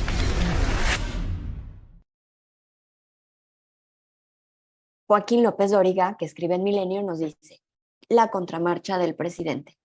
Tras la marcha del domingo, que superó las previsiones de convocantes y gobierno, el presidente López Obrador anunció ayer que encabezará una marcha para celebrar sus primeros 4 años de presidente, y corrigió su estimado de lunes, cuando estimó entre 50 y 60 mil los participantes, y que el día anterior, Martí Batres, a nombre del gobierno de la Ciudad de México, había reducido a 10 o 12 mil, cuando ninguno de los dos cálculos se acercaron ni de lejos a la realidad, dice Joaquín. Y tan pronto no se acercaron que ayer López Obrador Dijo que, tras recoger opiniones de la gente que quiere que marchemos, no sé cómo hizo esa encuesta desde su palacio sin salir a la calle, cancelaba el mitin vespertino del jueves 1 y llamaba a la marcha para que el pueblo, que le pedía que el domingo 27 él encabezara de la columna de la Independencia al Zócalo, para que desde ese lugar de sus éxitos como opositor dar su discurso de 4º aniversario y logros de gobierno. Esta es, sin duda, la mejor medición a la monumental marcha del domingo, que nunca se esperó, y por eso la respuesta del presidente, que con su aparato de gobierno y de partido inundará Reforma y reventará el Zócalo.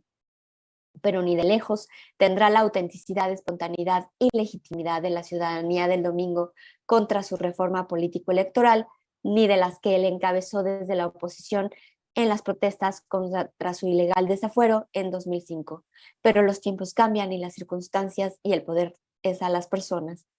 Esto no es aquel México, ni este López Obrador es aquel. Hoy el gobierno es él y la oposición es el que tomará la calle el domingo. Es lo mismo, presidente, pero al revés, y ese es el factor. Ya estamos de regreso. Esto es En torno al dinero. Con Eduardo Torreblanca Llanes.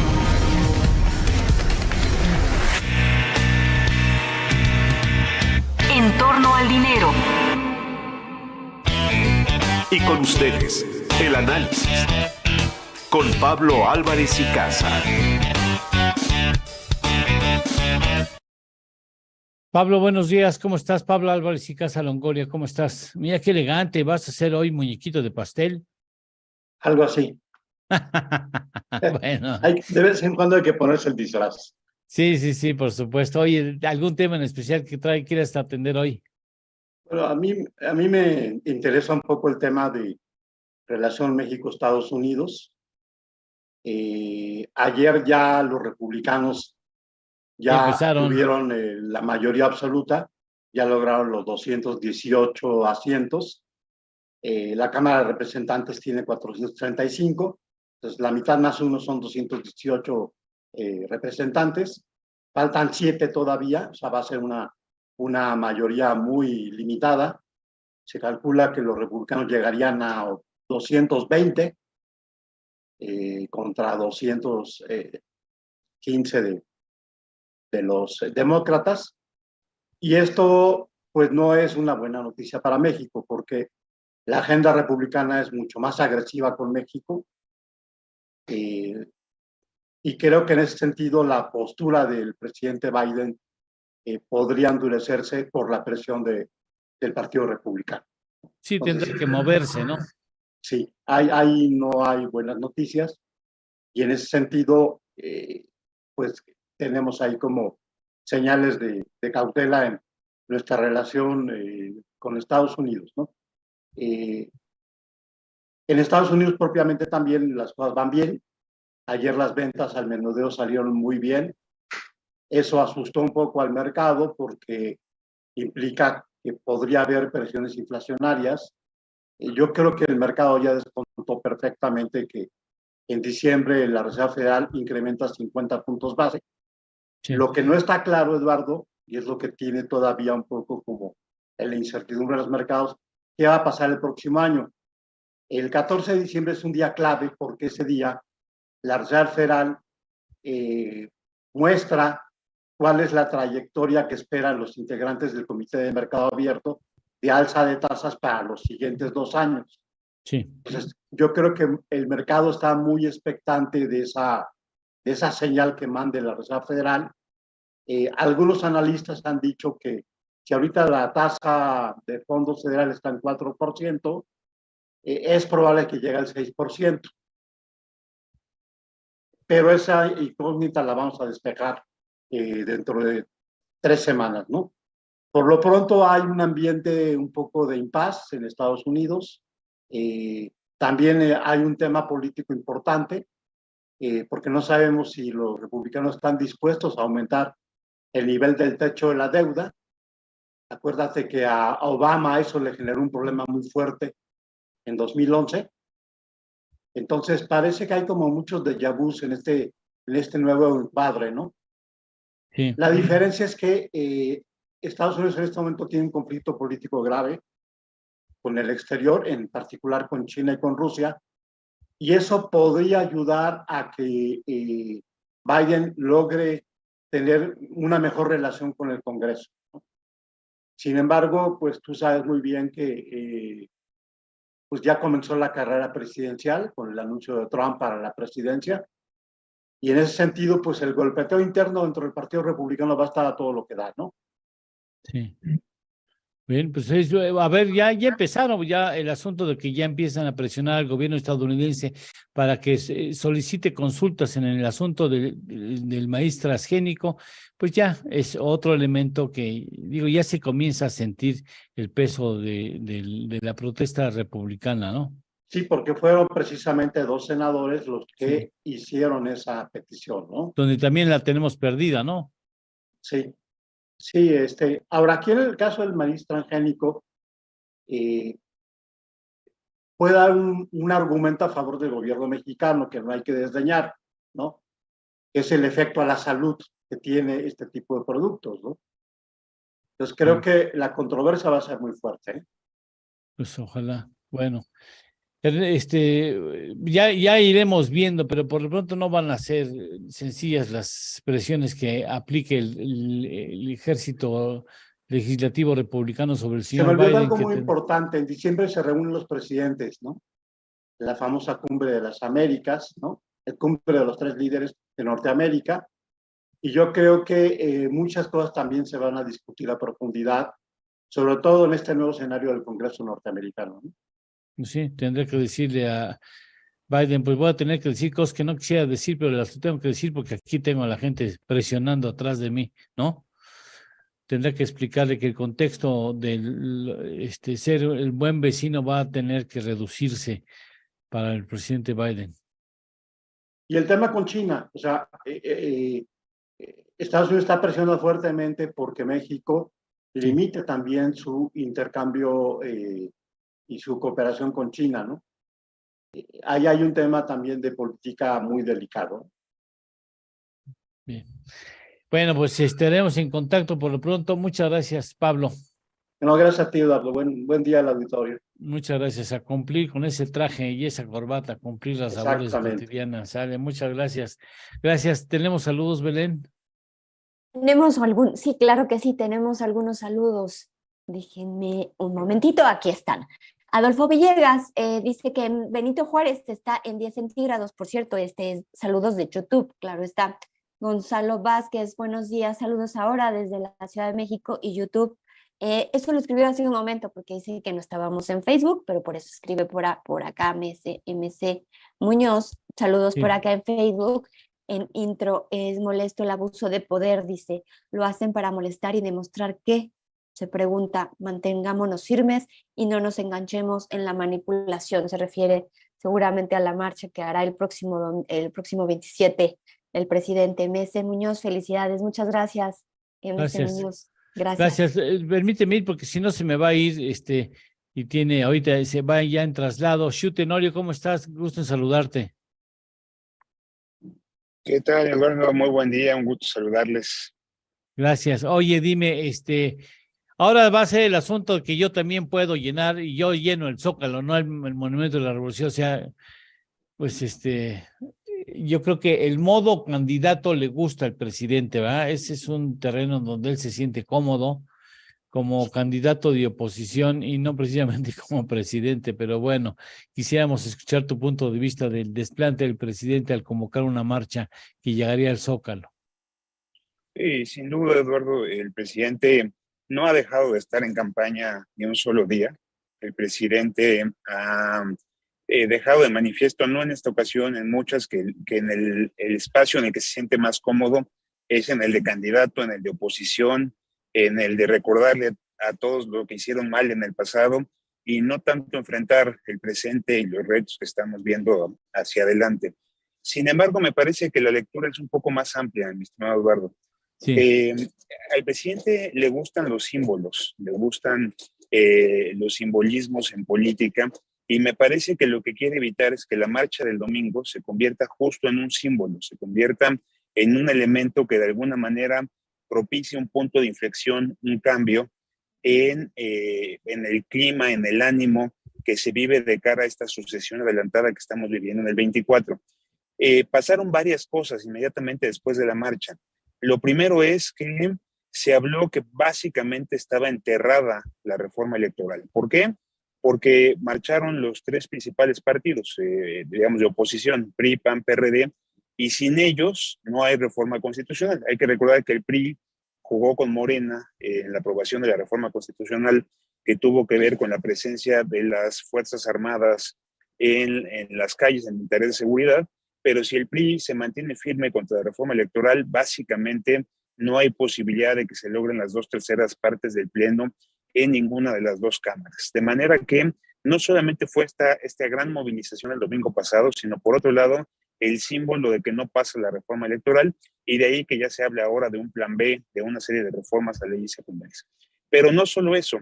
Esta semana se han publicado 2 encuestas muy interesantes en el periódico Financiero que demuestran que Morena no está tan sólido y tan firme como se esperaba en las elecciones que va a haber el próximo año en el Estado de México y en Coahuila. De hecho, la encuesta Financiero muestra que como partidos la coalición Va por México podría ganar en estas 2 entidades, de manera que se acabaría esta hegemonía de Morena en los triunfos para elecciones a gobernador. Con lo cual, si va sumando la gran movilización del domingo, 2, el freno a la reforma electoral, 3, victorias en los estados, pues se empieza a combinar un escenario que claramente no le estaba gustando al Ejecutivo Federal. Pero además hay un elemento muy importante que se ha destacado en varios espacios y que creo que es importante comentar, que tiene que ver, Eduardo, con que la gran movilización se dio en la Ciudad de México.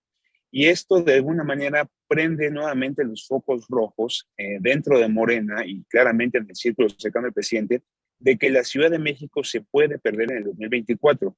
Hay que recordar al auditorio que la Ciudad de México es gobernada por la izquierda desde 1997, cuando ganó Cuauhtémoc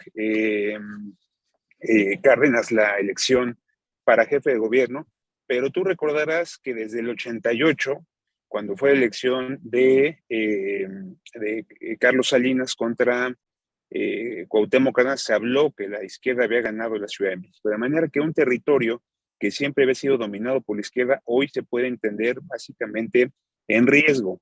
De manera que estos 4 elementos combinaban un escenario que no le estaba gustando al Ejecutivo Federal, y de ahí que decide salir a las calles, tomar el control y hacer una demostración de fuerza inusitada. Porque yo no recuerdo a ningún presidente convocando una movilización desde digamos, o aprovechando el aparato estatal, como ahora sí lo va a hacer el presidente López Obrador. Y por supuesto que hay que anticipar una marcha bastante concurrida, una marcha que va a ser el doble o el triple de tamaño de la que vimos el domingo, donde se van a sumar pues diversos personajes que tienen aspiraciones políticas, tanto para la presidencia de la República como para gubernaturas. Hay que recordar que además de estas 2 que están en juego el próximo año, Coahuila y Estado de México, en el 2024 hay 9 gubernaturas en juego. Ciudad de México, Guanajuato, Yucatán, Jalisco, Puebla, Veracruz, por decir algunas. Con lo cual, pues vamos a ver a todos los precandidatos interesados convocando gente para demostrar que tienen gran capacidad de convocatoria. Entonces, no hay que ser doctor en ciencia política en Harvard para saber que va a ser una marcha muy concurrida, la del domingo 27, y anticipar con todo el aparato estatal atrás, ¿no?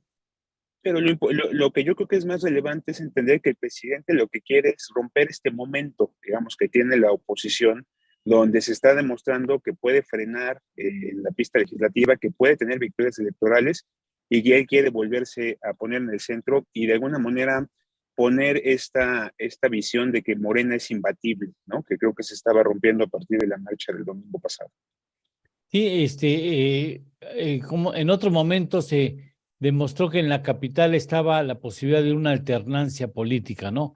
Y después se demostró, y ahora posiblemente estemos viendo un cambio o una inflexión en la tendencia, que también podemos retirar la confianza que la Ciudad de México ha depositado en la izquierda, en la izquierda, y también dar la alternancia en la capital. Sería un adelanto de lo que podría suceder en el 2024, ¿tú sientes que en el 2024 Morena está tan fuerte como para repetir?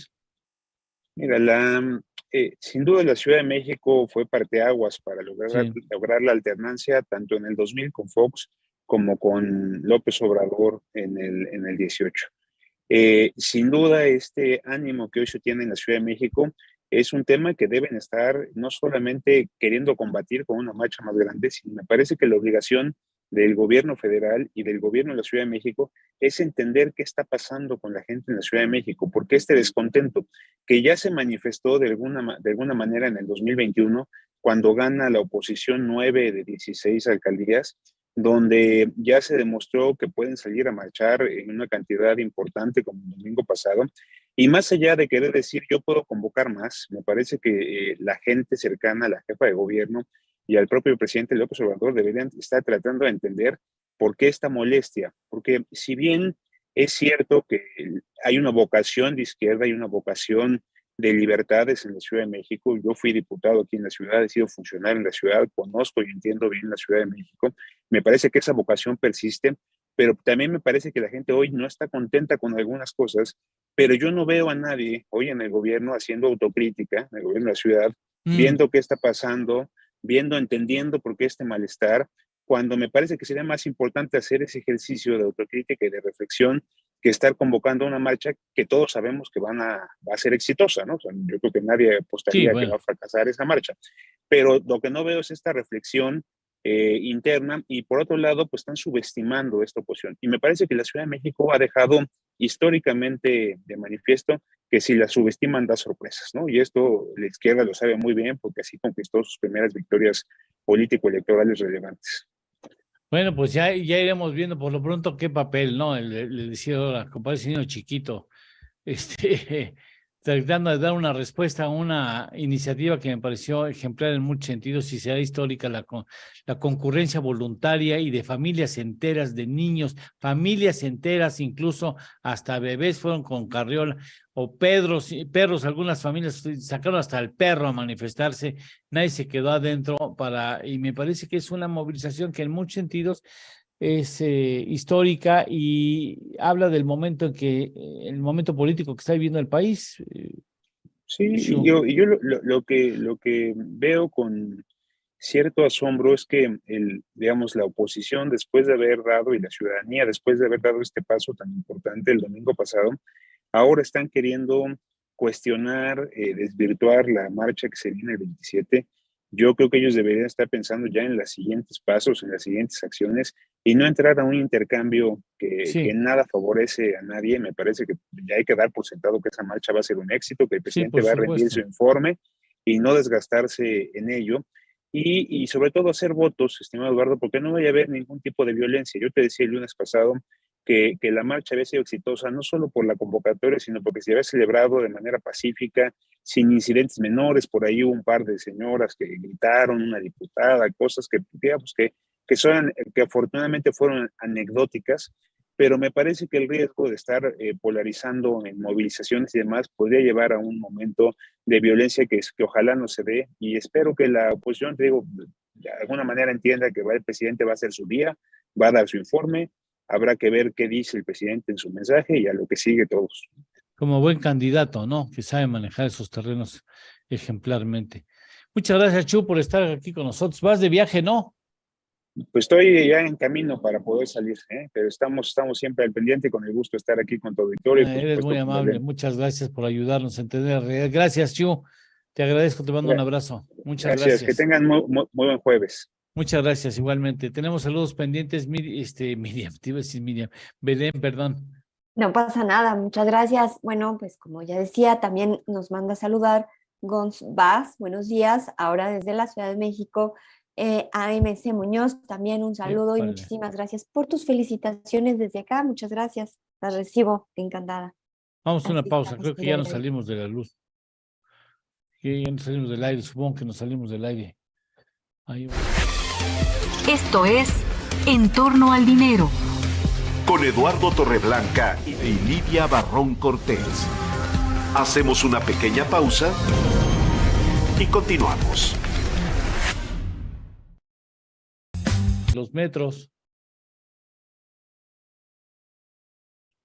Mientras ¿quién vamos, le toca? Sí. Raimundo Riva Raimundo. Palacio, que titula su columna Berrinches Presidenciales y habla de lo mismo. Fíjate qué curioso, ¿no? Hoy todos los columnistas políticos Todos. hablan del mismo tema. Todos. Y escribe Riva anunció López Obrador que va a encabezar la marcha. Ya me imagino cómo le va a ir. Pues no, bueno, pues mira, rodeada de políticos, habrá de caminar una calle y se sale, ¿no? A mí se me hace muy arriesgado que un presidente ande en la calle encabezando. No, es una invitación a que alguien le quiera faltar el respeto. ¿No? Pues Ahorita mira, lo ya podemos hablar. en redes están diciendo que están pidiendo de manera voluntaria que en los estados traigan los morenistas de 40 a 50 camiones por estado. Y Félix Salgado hoy estaba revisando el Universal, dice, ya nos picaron la cresta los fifís y llama a caravana en Guerrero en apoyo a Andrés Manuel López Obrador. Y por otra parte, fíjate, que también para el mismo día había convocado Frena y que ya tenían los permisos para una marcha también, para un movimiento ese mismo día. Ay, bueno. Entonces, bueno, pues esperemos que no vaya a haber confrontación, porque realmente de pronto sí hay muchas provocaciones. Sí, bueno, de eso debería de pensarlo el presidente, ¿no? Tener mucho cuidado de no caer en la tentación de incurrir en espacios que sirvan para confrontar más.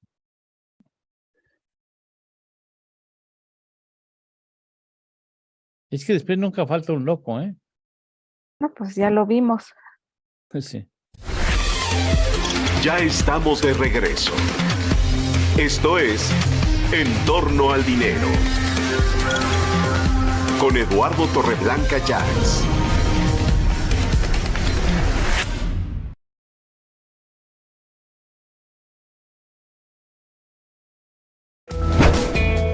Para entender mejor de economía. El arte de la economía.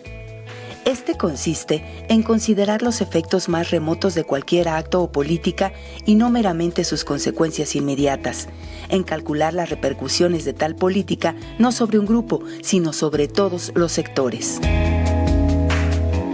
A ver, antes de ir con Samuel González en la tercera parte de una entrevista que realizamos para Universo Pyme, el metro de Qatar, que ya sabemos que está metido ahí un ingeniero mexicano en la empresa que lo hizo posible, que fue determinante su papel, pero sin el ánimo de opacar, simple y sencillamente que veamos dimensiones. No, pues sí, es que el metro de la Ciudad de México, igual que el metro de Nueva York, ha de ser enormes el asunto, simplemente por la densidad de población, pero bueno, con toda proporción guardada y sin el ánimo de hacer comparativos como la de las marchas, ¿no?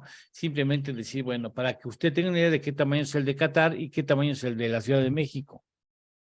Sí, mira, en el de Qatar ahorita hay 4 líneas funcionando.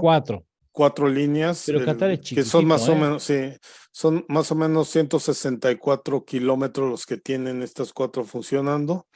Pero va a estar conectado a una red ferroviaria que va a unir a 4 ciudades, un sistema suburbano de 4 ciudades y va a alcanzar 300 kilómetros de extensión. Ya con la red.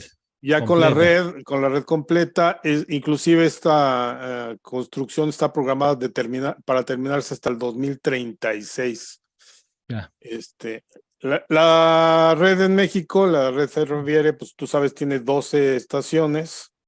12 líneas. La mexicana tiene 12 líneas, las 12 ahorita no están en funcionamiento, porque se nos cayó. Arreglando. Bueno, nos cayó, se les cayó. Sí, y tiene una extensión de 226.49 kilómetros, lo que es la extensión digamos del aproximadamente el 90 y tantos % de lo que tendrá la de Qatar cuando esté terminada, ya con la red ampliada. Con la red ampliada, y además te digo, es una red ferroviaria que va a cubrir 4 ciudades. 4 ciudades. Entonces, sí, pues simplemente el metro de la Ciudad de México, al menos recibe la demanda de 5 millones de mexicanos, de 5 millones de pasajeros diariamente, por día. O sea, se estima que 5 millones de ciudadanos toman el metro de la Ciudad de México por día. Así es. Un día más o menos, pero 5 millones al día. Pues es muy importante para que vea usted el asunto. Pero bueno, mire, vamos a una tercera parte de una charla que sostuvimos con Samuel González. Samuel González es un joven que dio a nacer a una iniciativa interesante para promover a los emprendedores en el país, que se llama Fundación E, y esta es una charla que sostuvimos con el motivo de la preparación de un programa que se llama En torno al dinero.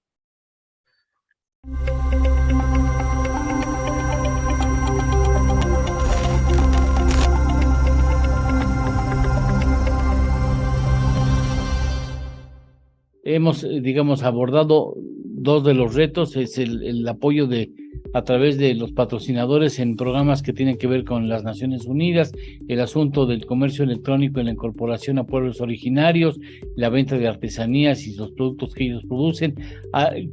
Cuéntanos alguna otra alternativa de las funciones que realiza Fundación E. Pues te diría que ahorita uno de nuestros propios autorretos, hemos también nosotros entrado en modelos de digitalizarnos. Recién creamos nuestro propio ecosistema para el emprendimiento en un metaverso, entonces ahorita está ya en una fase beta.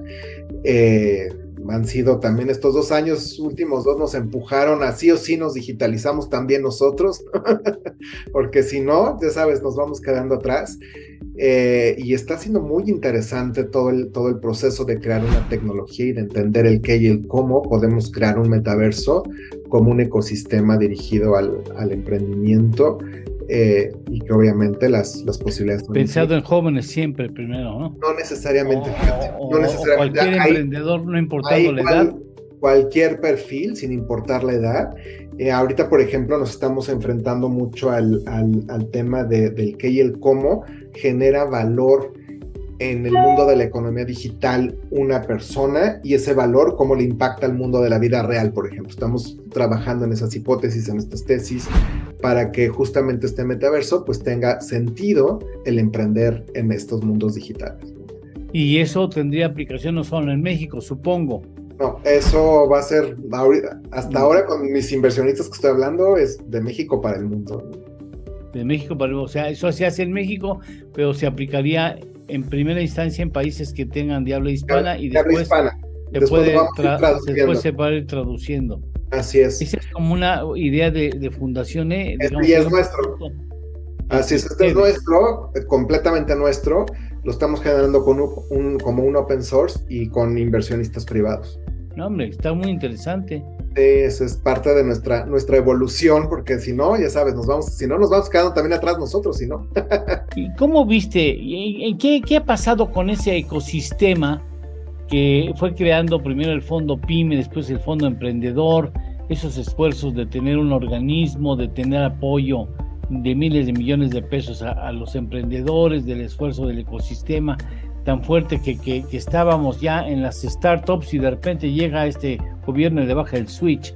¿Qué pasó con ese ecosistema, Samuel? Pues mira, al final del día yo creo que las organizaciones que no teníamos una dependencia del gobierno, pues somos las que quedamos, y yo creo que es la seriedad de las organizaciones que realmente estamos enfocados en el impulso al talento y al desarrollo de las pymes, ¿no? Sí era un ecosistema enorme. Tú te recordarás sobre todo el que empezamos a crear hace como 15 años más o menos, sí. ¿No? Pues que teníamos una red de incubadoras gigantesca y aceleradoras y fondos de inversión, y bueno, luego sí. esas Capital Semilla, y era un ecosistema muy vigoroso, ¿no? Muy vigoroso, así es. Yo creo que con el, como bien dices, como con la bajada de Switch, pues muchas organizaciones que dependían completamente de estos apoyos prácticamente desaparecieron, y pues seguimos quedando los que hemos estado trabajando, pues algunos casi, no me gusta decirlo, pero casi somos de los más antiguos, ¿no? Pero hay organizaciones desde luego muy muy serias, súper profesionales, que evidentemente también han hecho un trabajo espectacular, y que al día de hoy incluso de pronto tenemos articulaciones en conjunto. Bueno, ¿y qué futuro le ves? ¿Tendría sentido revivir aquel esfuerzo que se hizo y que con tanto trabajo se fue puliendo a lo largo de 2 o 3 sexenios para que después se terminara todo? Fíjate que yo pensaría que sí. O sea, a mí lo que me preocupa en realidad es que no tenemos una política pública clara para el sector de... No, déjala clara, no tenemos. Bueno, no tenemos, exactamente, no tenemos. Entonces, más allá de que haya o no recursos o apoyos, creo que el rol del gobierno debiera ser facilitarnos el camino, y pareciera ser más bien que nos lo siguen tropezando, ¿no? O sea, la burocracia sigue igual o peor. Lo voy a decir, pero la corrupción está peor, ¿no? O sea, cualquier persona que quiere abrir un local le piden dinero, que quieren un permiso le piden dinero, o sea, está desbordada, ya deja tú desbordada, lo que me estoy observando es que ya empieza a ser normalizado, donde ya muchos emprendedores, muchas startups tienen que poner en su presupuesto el dinero que les va a costar aperturarse, porque ya los trámites... Ya lo programan, ya lo presupuestan. Y eso ya me preocupa más, porque ya es como normal. La interiorización de la corrupción ya lo institucionaliza. Como el famoso guante, ¿no? Que también, o el derecho de piso. O sea, ya lo meten a los estados financieros, lo cual... Sí, por supuesto, para que se hacen tontos. Si no lo metes, no funciona el asunto. Oye, ¿dónde pueden comunicarse con ustedes, los jóvenes o no tan jóvenes? Los jóvenes de espíritu. Jóvenes del corazón, exacto. ¿Dónde pueden comunicarse con ustedes? Nos encuentran en nuestras redes sociales. En Facebook es Fundación EMX. En Instagram, Fundación-E, o nuestro sitio web, www.fundacione.org. Samuel, ha sido un placer estar contigo nuevamente. Un abrazo muy fuerte. Gracias, mi estimado Leal, igualmente fuerte abrazo. Muchas gracias. Un joven muy, muy valioso, Samuel González, ha hecho un trabajo muy espectacular en la promoción del emprendimiento en México y particularmente con comunidades marginadas, con personas que no hablan el español, por ejemplo, que dan su propio dialecto, comunidades indígenas, incorporándolos al comercio electrónico, y a jóvenes que tienen voluntad, buenas ideas y no capital, que es lo que les falta para salir adelante. Pero bueno, ¿qué más? A ver, dime, ya salidas, los últimos saludos, por favor. Sí, claro que sí, desde Facebook. Ahora saludamos, por supuesto, a Francisco Castillo, a José Enrique, buenos días, nos da muchísimas gracias, a J. Jesús Aceves, muy buenos días, extraordinario fin de semana tequilero. Hoy, desde el jueves empezamos con los tequilas, claro que sí. Rodolfo Valadez Delgado, buenos días, Lalo, te dice, y Pedro Laverde nos saluda desde Aguascalientes y dice que nos saluda a todos, así que muchísimas gracias. Gracias, pues ya nos vamos, ¿no? Ya llegó el momento de despedirnos, si hay algún asunto. A ver, dinos, ¿de dónde viene Firulais? El término Firulais, ¿de dónde viene? Tú que tienes ese acervo de las palabras que hemos ido adoptando y que no sabemos de dónde vienen. Rápidamente te comento que la palabra Firulais se le da el nombre para cuando los migrantes mexicanos van hacia Estados Unidos y llevaban a sus amigos perrunos. Sí. Entonces les pedían que fueran libres de cualquier parásito, ¿no? Entonces ellos decían que los perros iban en inglés con la frase free of lice, o sea, libre de pulgas. Y entonces de ahí empezó a comentarse de free of lice a Firulais. Y entonces ya se le quedó el nombre de Firulais a los perros, ¿no? Y ahora principalmente se les nombra a los perros que viven en la calle, ¿no? A nuestros amigos perrunos que viven en la calle. Sí, qué curioso de dónde vienen las palabras. Bueno, buena información. Gracias, Juan, gracias. Nos despedimos.